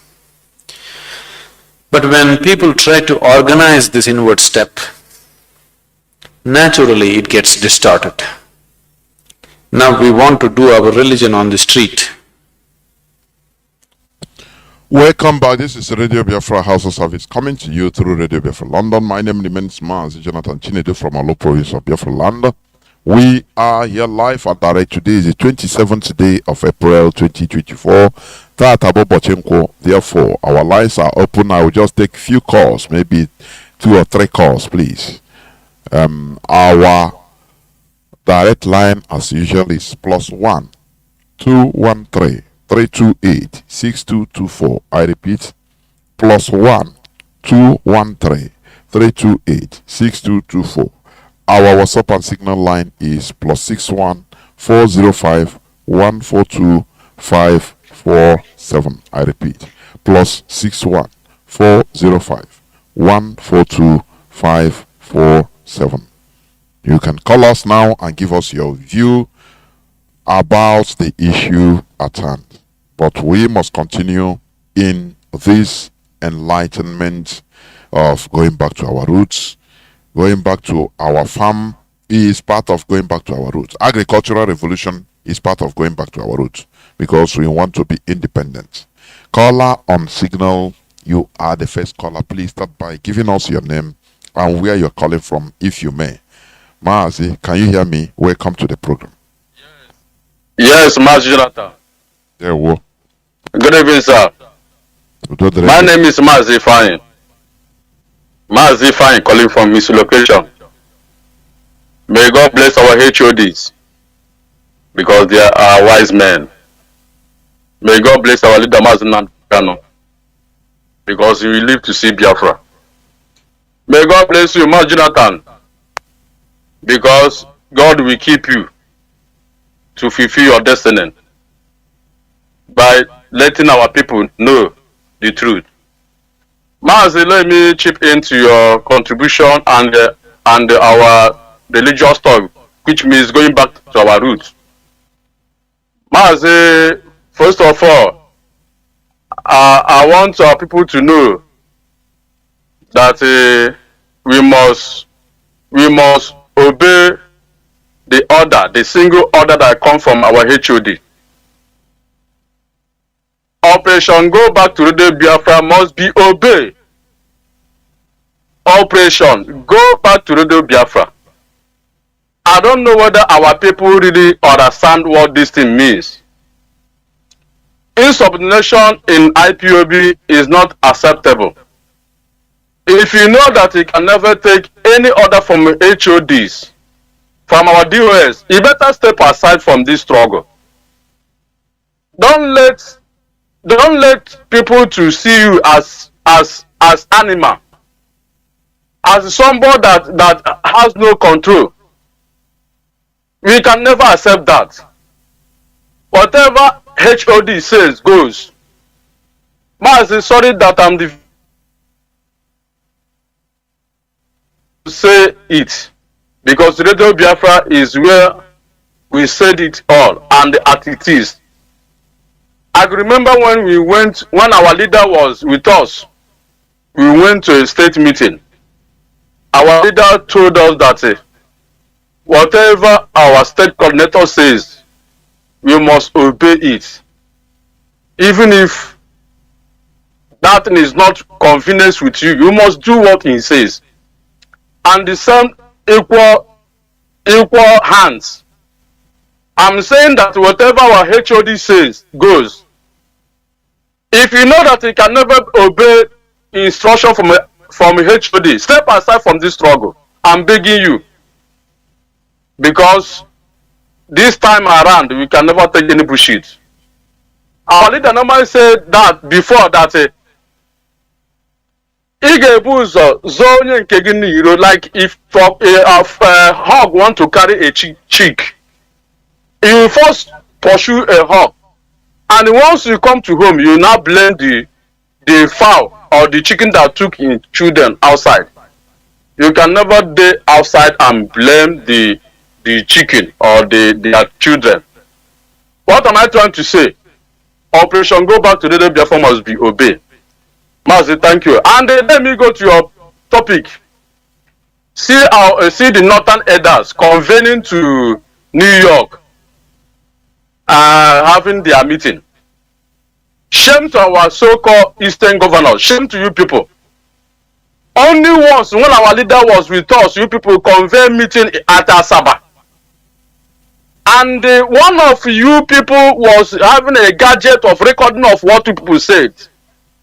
Mazi, let any Northern Elder behave like that. In that meeting, they went to New York. Let one of them behave like that. Maybe having a gadget to record what they discussed in that meeting. Mazi, that person, then we kill that person.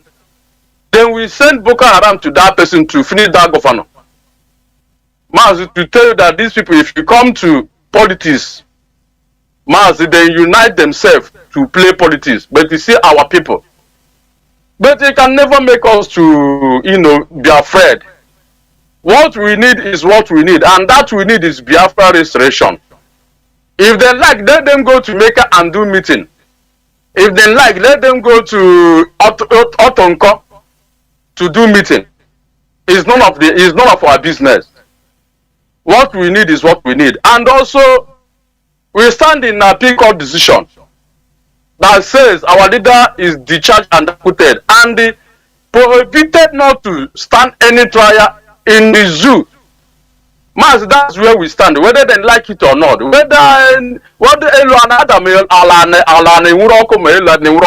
That is where we stand.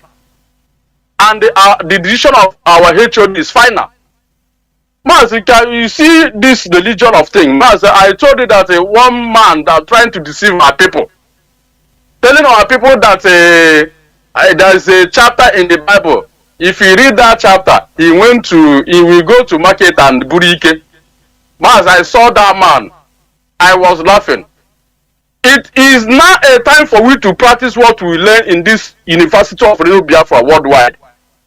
If you are listening to this religious talk and they never put it on practice to challenge these people, you better not to listen to this program because you are hypocrites.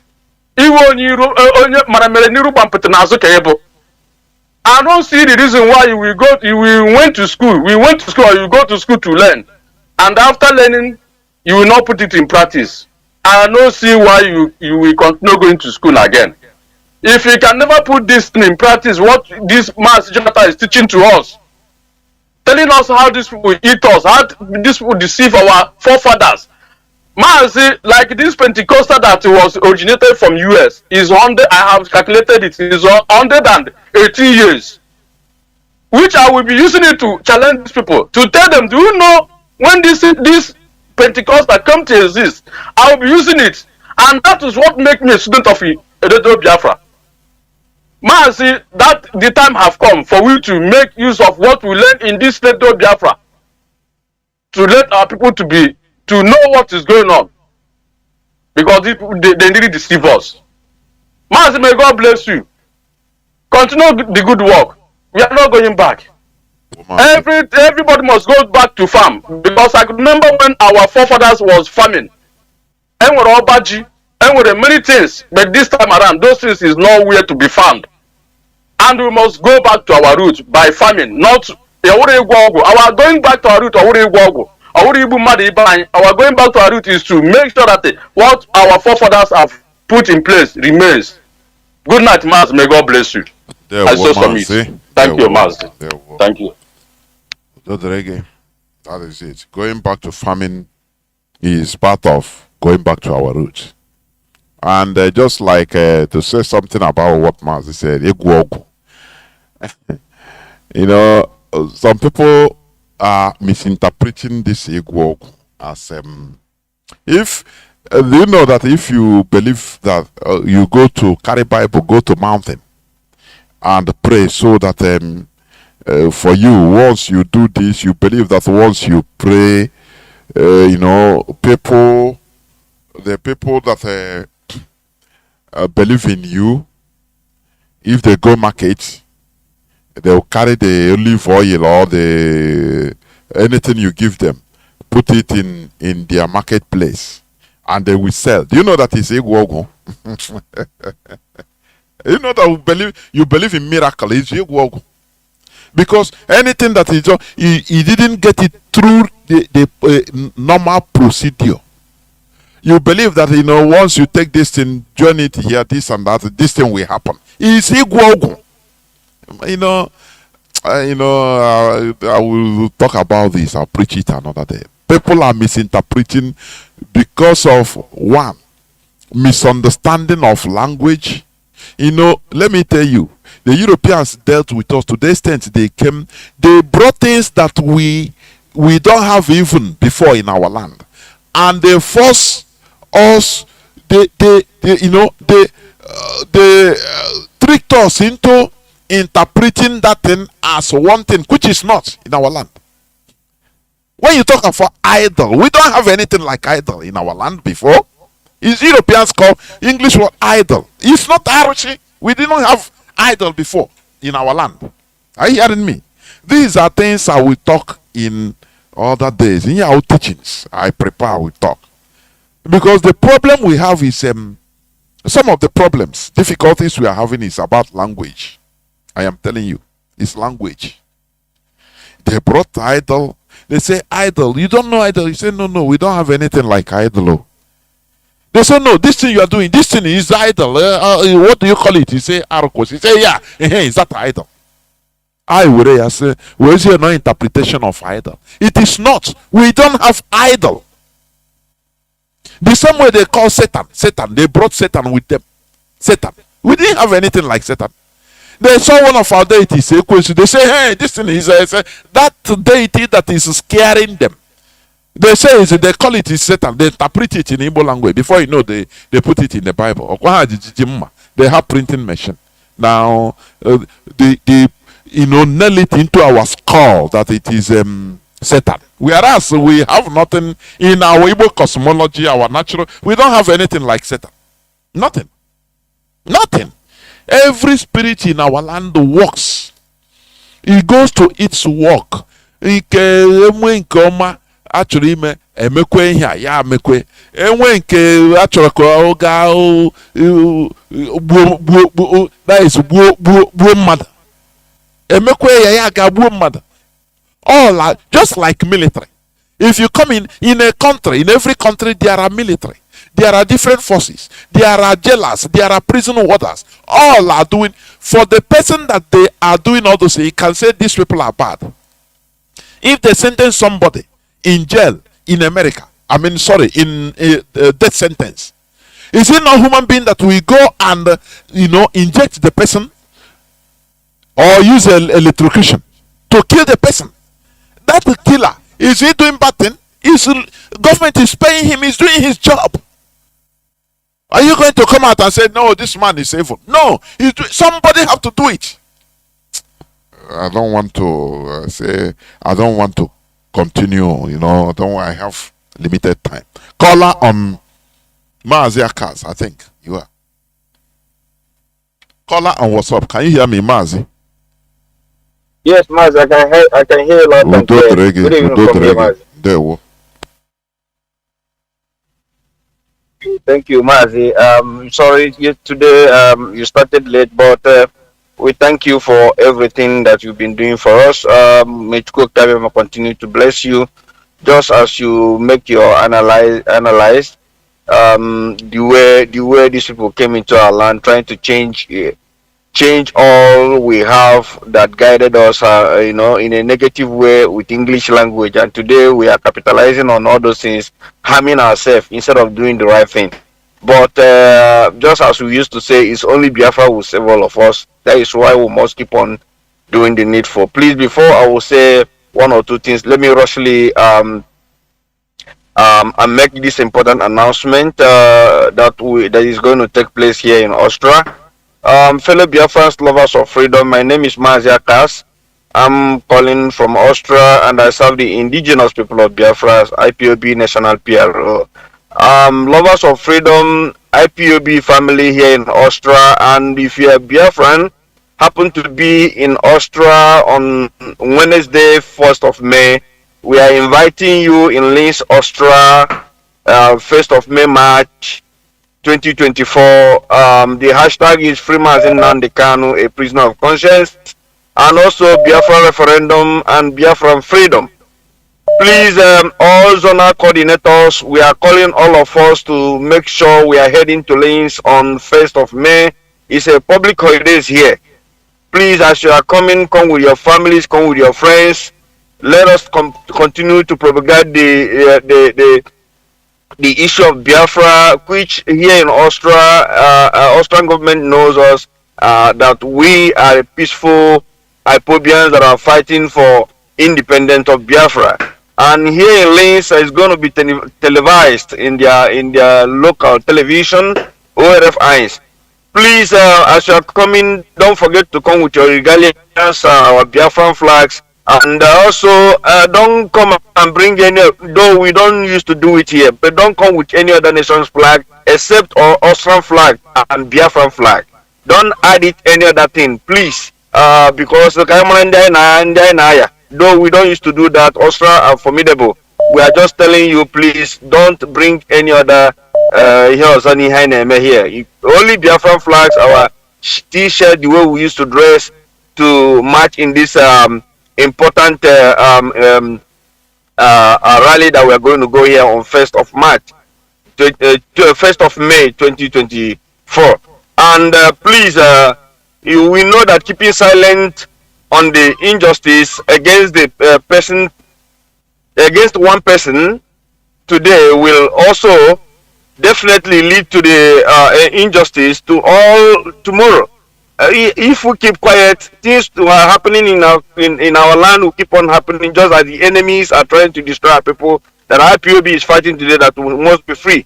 As they order that our leader Mazi Nnamdi Kanu has to be released. And today, Nigerian government is still holding him, refused to release him. We must keep on doing the needful until they release this man that committed no crime. Please, the time is 8 o'clock, 8 a.m. in the morning. The time is 8 a.m. in the morning. Our meeting point is Volksgarten, where we used to meet. Those of us coming from other states here in Austria, immediately you come down from train station. It's just 100 meters from train station. And if you don't have, if you don't know where it is, just make a call. You call any one of us who will walk down to train station to pick you wherever you are. And as you come, Mechuko Kabema continue to bless all of us and our families. This is where I'm going to stop this announcement. He said, Mazi Jonathan, please, my dear brother, Mazi, believe me, we are hearing. And my work is steady. This on Abba. Keep on doing this needful. Our people have beginning to realize all this lie they came to they told our people lies, trying to use our own thing against us. And today, you see any of our brother will come out to want to even kill his brother because of a foreign thing that he doesn't even know the day they create it. But I thank God today that the question has been asked. And we've been asking questions. Now some of them don't even know what to say anymore. This Aro and Alibo, we must destroy it. Go back the way we used to live before these people came. And it's only Biafra who will bring us to this level that all of us will begin to reason again like a human being. Mazi, do you know that I confronted one here that he was telling me that he want to go and start a platform of preaching the Bible in social media. And I asked him, my brother, what you are doing is not right or wrong. But this thing you are going to preach, do you know that somebody wrote it? He said, I said, but who wrote it? He said, I'm asking him a relevant question. Oh, what do you know if you want to believe? I said, no. So if somebody called you now on your media platform where you are preaching this gospel and ask you a simple question, who wrote this thing you are preaching? So you cannot be able to answer the person. You see, the way these people, they will tell you if you want to believe, you believe. You don't want to believe, leave my platform. I said, you are not ready to educate. So if you don't have a question, or if you cannot be able to convince the people you are preaching over what a white man wrote, then you better leave the thing. You cannot preach to your people how we're supposed to live. Today, let us wise up. Just you used to say, now, we are not asking you to leave it today or tomorrow, but I can open a nancy. Each are here today, most of us, including me, that I'm speaking in Radio Biafra today.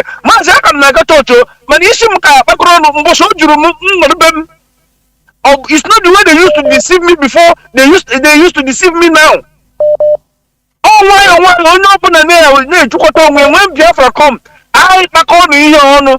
I know poor wine. I can't do what here. I will poor wine. They know how to do it. Just the way British did their own. Just the way other people are doing their own. They won't but here now, so wisen up with your brain. Know what these people are used to. In that you teach to just after this they are all liars to reach themselves. Here.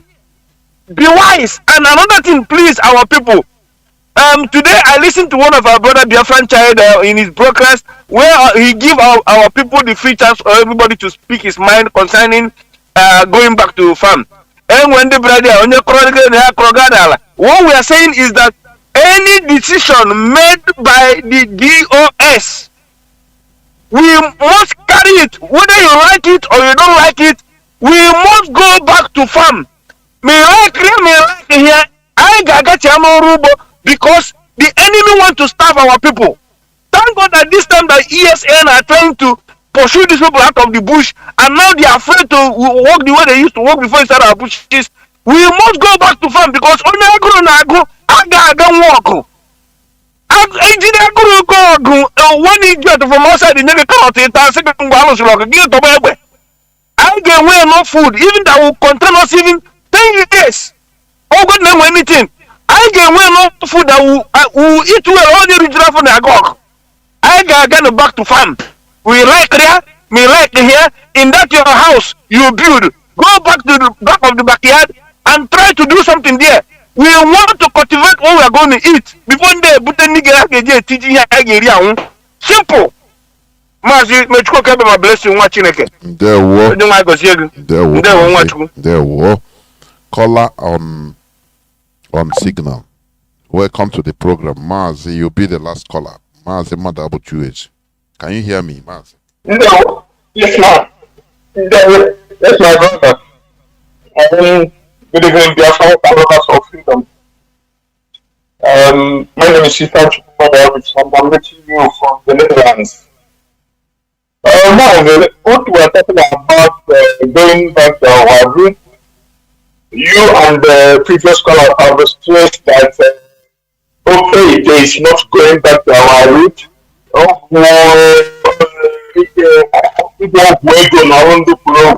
Sacrificing all the world and all that. It's not our going back to our root. Going back to our root, it's not our root. Going back to our root means going back to our values. And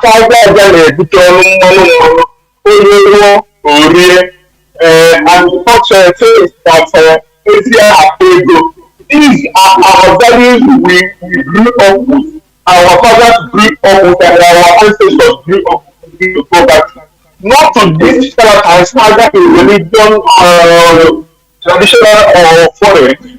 You know, there's something I saw in social media and I have to allude to it to strengthen it up. Where a girl had money, wanted to buy a house, and he reached out to his pastor to tell him, I can't make the amount.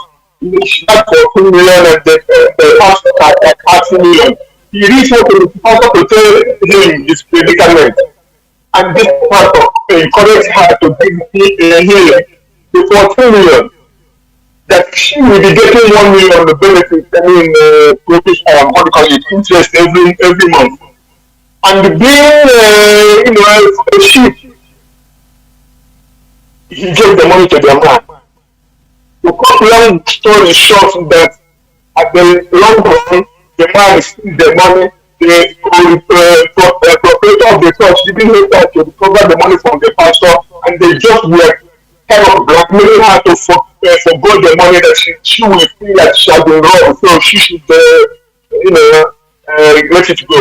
So my comment there was like warning people who will come and tell us that it is not every Christian or every church man does that. That we have had those excuses we make for them, so that they will let us talk about what happened and not come and tell us because they are in a certain Maz, I don't know if you will give me a little time to read that letter from England to Belgium. Not very long. Please make it brief, please, as you could. Okay, my brother, I'll do it fast too. What amount trying to read this is to let our people and listeners think about the reasons, the intentions, and the goals of those missionaries, and the instructions they received from their king, and the king was a Roman Catholic king of the Leopold II. He said to them, reverence, fathers, because he's talking to Reverend Father, and dear compatriots, the task that is given to fulfill is very delicate and requires much tact. You will go certainly evangelize, but your evangelism must inspire above all major interest. Your principal objective in our mission in the Congo is never to teach the niggers to know God. This they know already. They speak and submit to Mungu, one Nnamdi, one Ndakumba, and what else I don't know. They know that to kill, to sleep with someone's wife, to lie, and to insult is bad. This they know even before they have contact with the foreigners, the aliens. How correct to admit this? If telling them to admit that our people know God and know those good and bad, you are not going to teach them what they know already. Your essential role is to facilitate the task of administrators. Are you listening? They are going to facilitate the task of the administrators and the industrials, which means you're going to interpret the gospel in the way it will be the best to protect your interest in that part of the world. For these things, you have to watch on interesting our services. Our people are called services from the riches that is plenty in their underground. They are those that they invest in it and make you murderous competition, and they dream one day to overthrow you. See, the interest is the good under your ground, and the point is to keep you interested in it. Your knowledge of the gospel will also allow you to find texts ordering and encouraging your followers to love poverty. People, listen to this. It will teach you to love poverty, to be enterprising. Like happier are the poor, because they will inherit the heaven. And it is very difficult for the rich to enter the kingdom of God. You have to detach from them and make them disrespect everything which gives courage to approach us or to confront us. So you have to discourage our people from everything they have that to make them have courage to confront them. And make reference to their mystic system and their war fetish, warfare protection, which they pretend not to want to abandon. And you must do everything in your power to make it disappear. Your action will be directed essentially to younger ones, but they won't revolt when the recommendation of the priest is contradictory to their parents' teachings. The children have to learn to bear what the missionary recommends, who is the father of their soul. You must singularly insist on the total submission and disobedience, avoid developing any spirit in their schools. Teach students to read and not to reason. Are you getting it? This is the intention. Teach your students to read and not to reason. Like patriots are some of the principles that you must apply. You will find many other books which will be given to you after the conference. This is what I'm trying to tell our people, that the intention was never to develop you. The intention was never to take you to any heaven. If there is any heaven, nobody is taking you to that place. This is the way they conditioned you so that you will love your hardship and not think how to progress. So what we are saying is that we must be aware to those antecedents because their goal was to get the kids, and this leads us to things fall apart by our brother Chinedu. Yes. So this leads to also that because the intention was to have the children, feed the children with that thing, so that when the elders who have those comfort work for the land are done, the children that are also left to now will be left with the jacket that was put into us. But my brother, I have to leave it for now because I know that Of course. God bless Biafra. There, Mazi. Thank you. Thank you very much. Caller on, what's up? Be the last caller, please. I pick you. Make it brief. Caller on what's up? Go on, please. Mazi Jonathan, good evening from here. There, well. That you can bless your day. May you live long and see Biafra. Mazi, I understand and see that only problem that we Igbos, only the most dangerous sickness we Igbos has is only the religion. Religion is the most sickness I ever bring Igbo. So Mazi, today I witness what Obi and the Coles, what they are doing. So I want to advise Igbos people in the church. How were their church? Not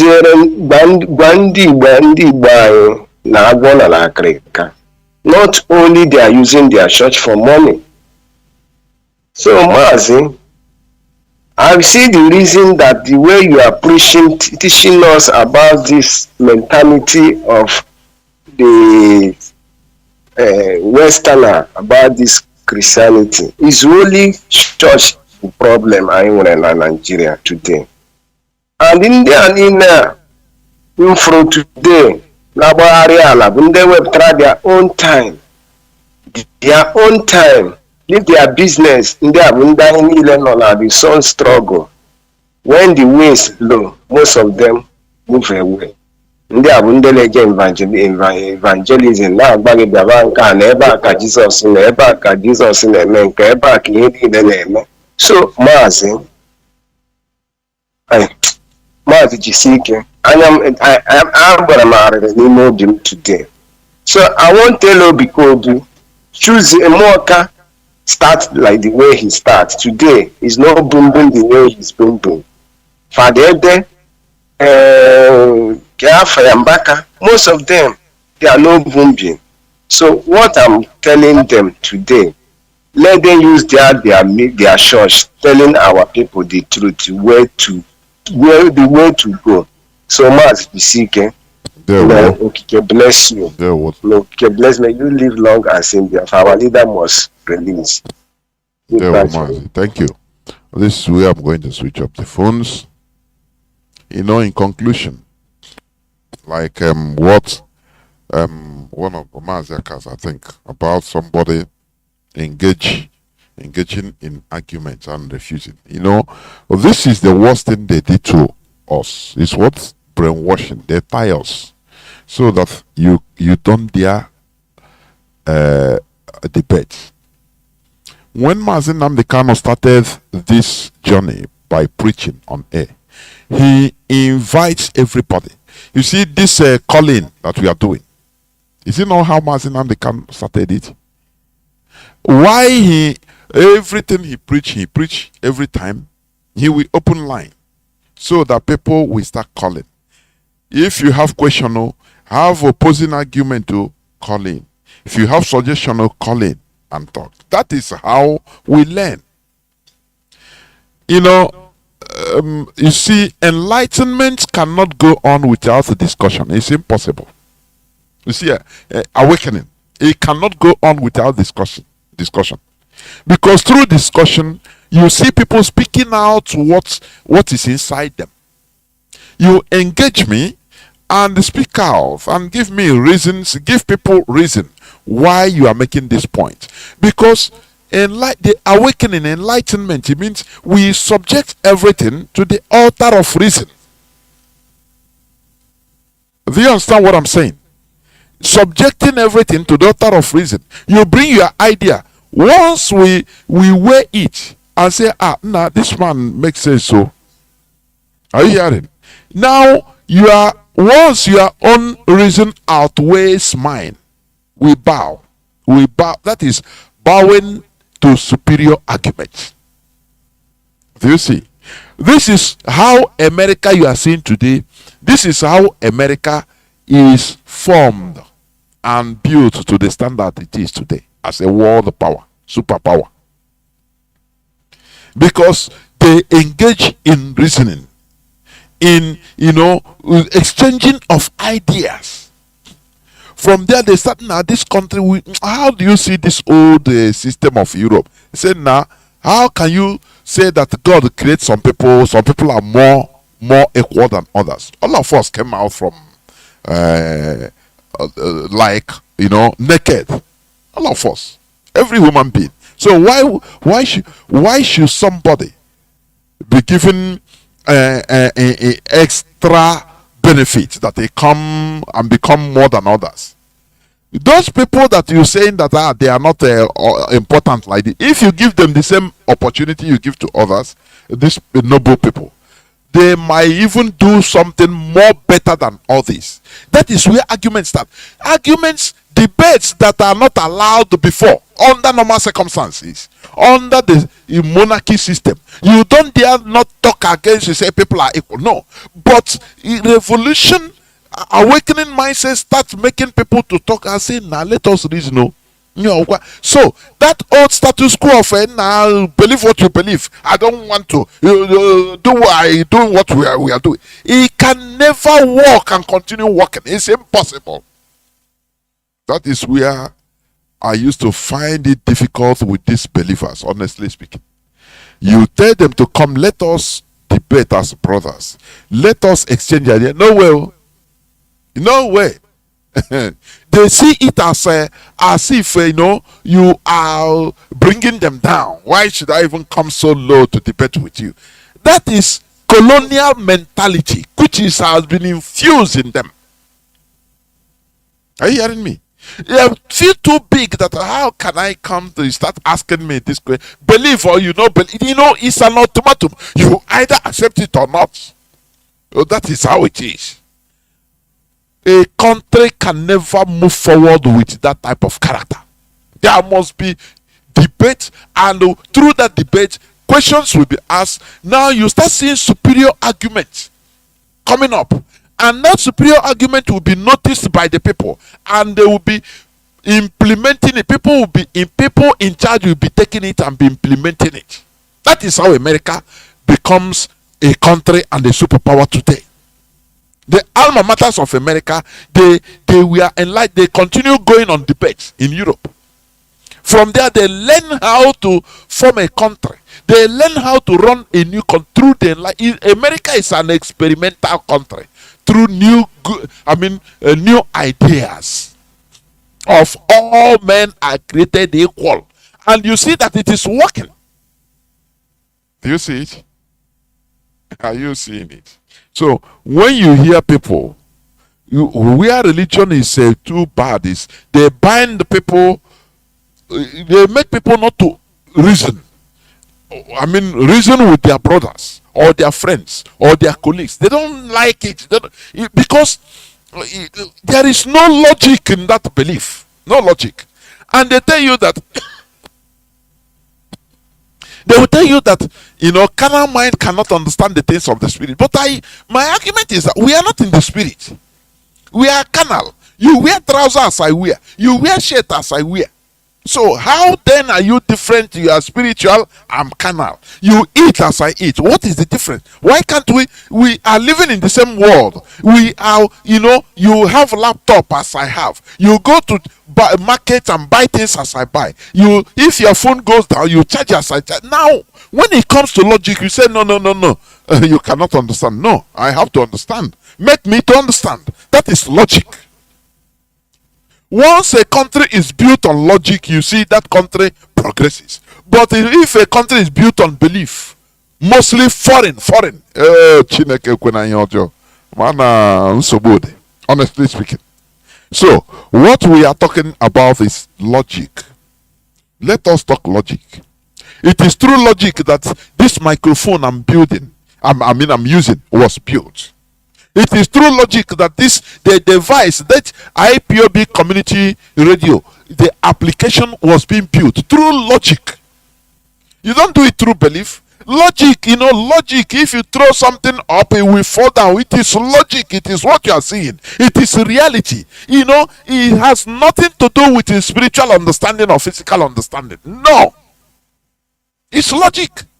So, once you throw something up, now, it goes to an extent that force you exerted on that object will slow or lower, and the force of gravity will now be more. So in order to build something that is countering that force, you have to understand that logic of law of gravity. Is it not what we are saying? It's common sense. But when you always prove that don't worry, there is no logic in the things of this and that. Now, how do you want to build this world?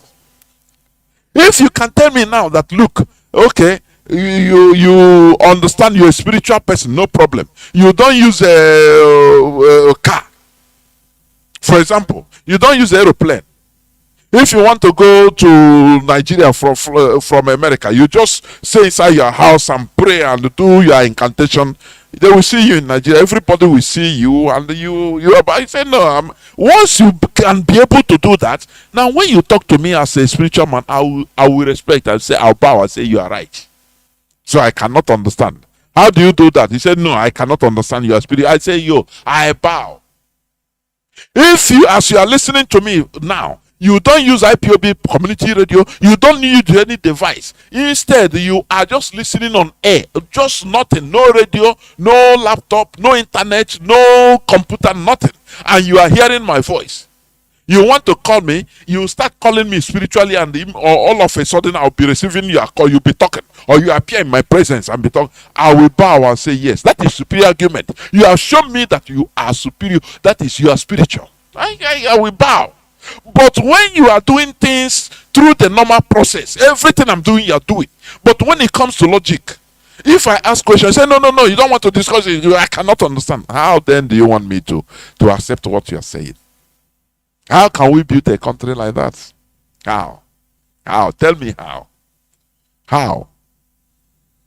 So, let us understand that going back to our roots, it means many things.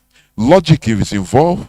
Building a country with logic is far, far more better, because it is development, in short.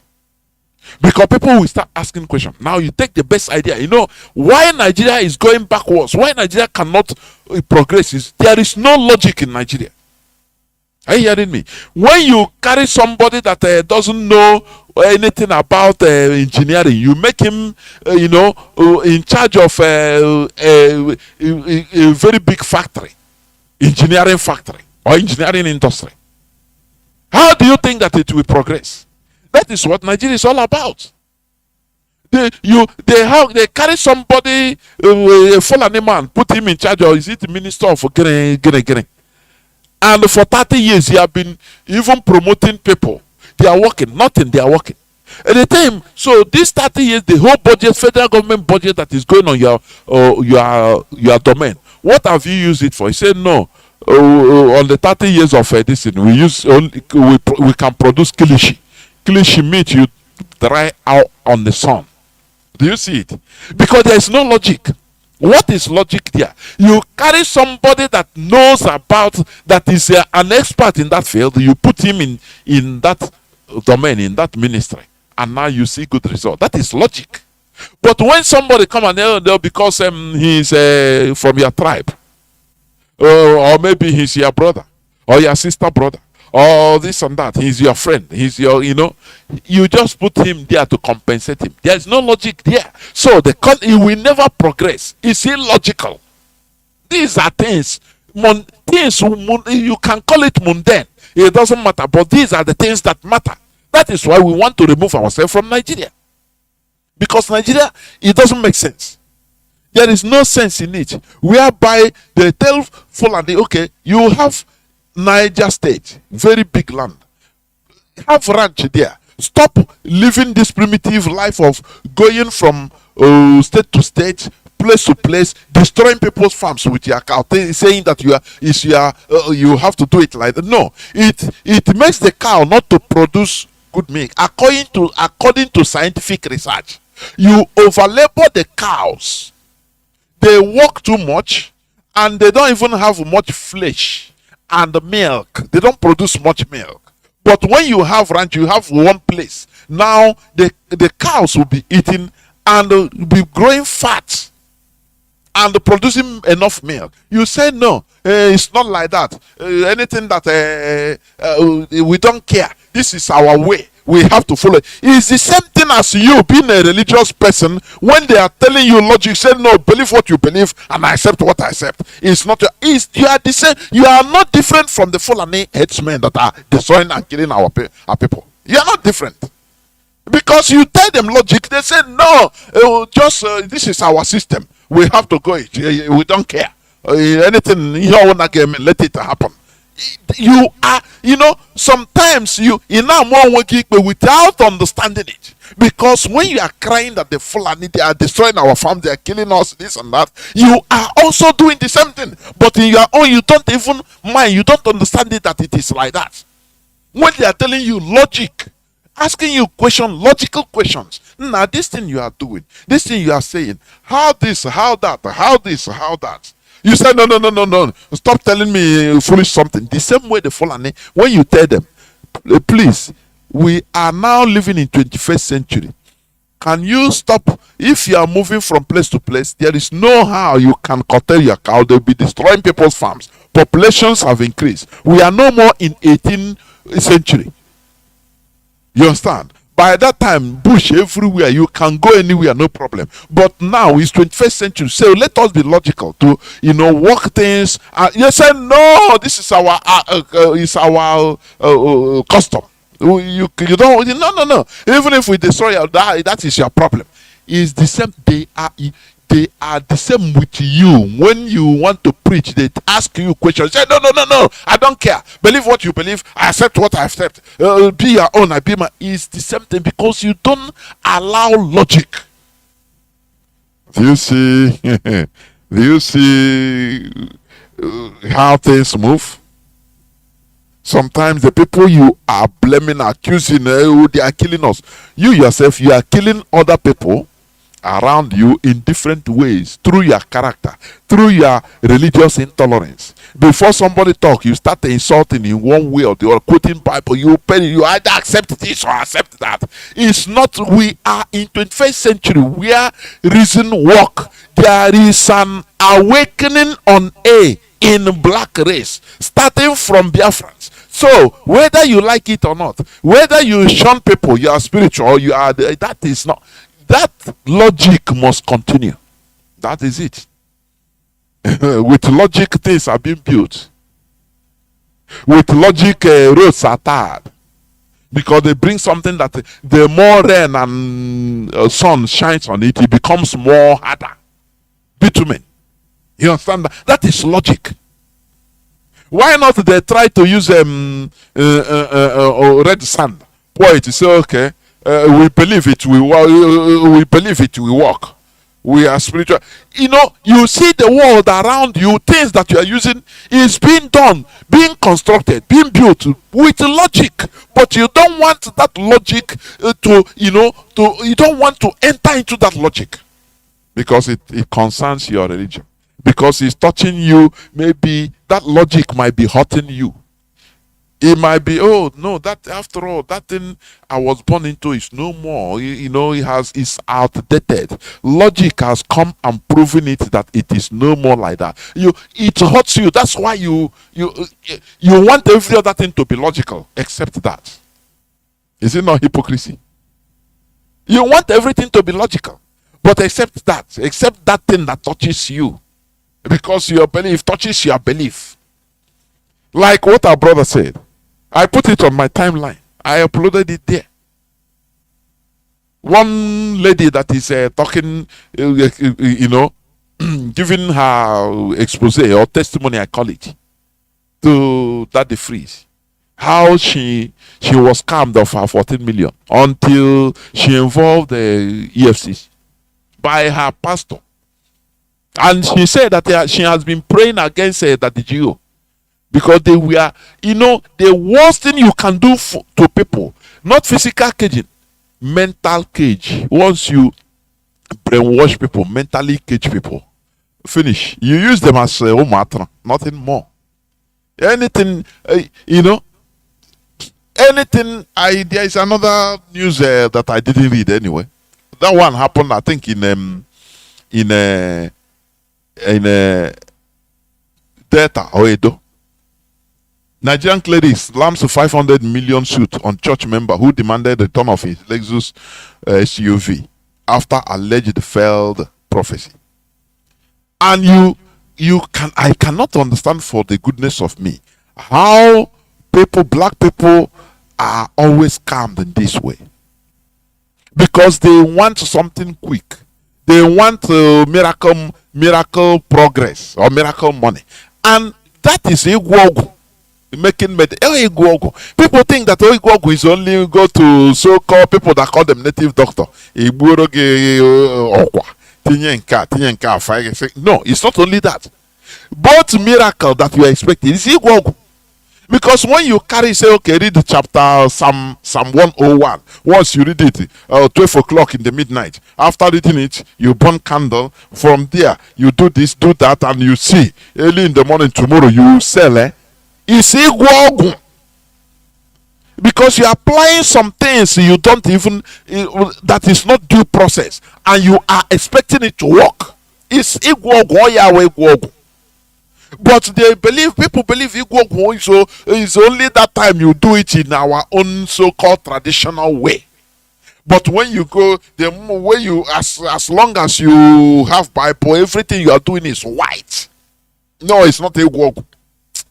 Let us be logical, in short. Logic is the key. Are you hearing me? Logic is the key. Without logic, a nation can never progress.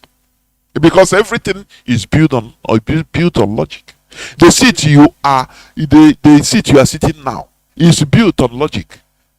As it can carry you with your weight, that wood is cut and measured so that it can sustain a weight of your capacity. That is why he's saying this logic. Everything around you is logic. Are you hearing me? So why can't our way of thinking also become logical? When you reach the religious side, you say no, now you forget anything about logic. Why? Tell me why. Have you seen a country built by prayer before? Have you seen a country that progresses because they are praying and fasting? The answer is no. It doesn't work. Countries develop through logic, through applications of logic. Are you hearing me? That is how countries grow and develop. It's not through applications of any other thing, illusion or prayer. No, it doesn't work. All those things is to gather people, to organize people. Religion is for organization. But where we are getting it wrong is we are not even being organized because it is foreign religion. They scatter us piece by piece. That is the worst. And now they turn it into everything.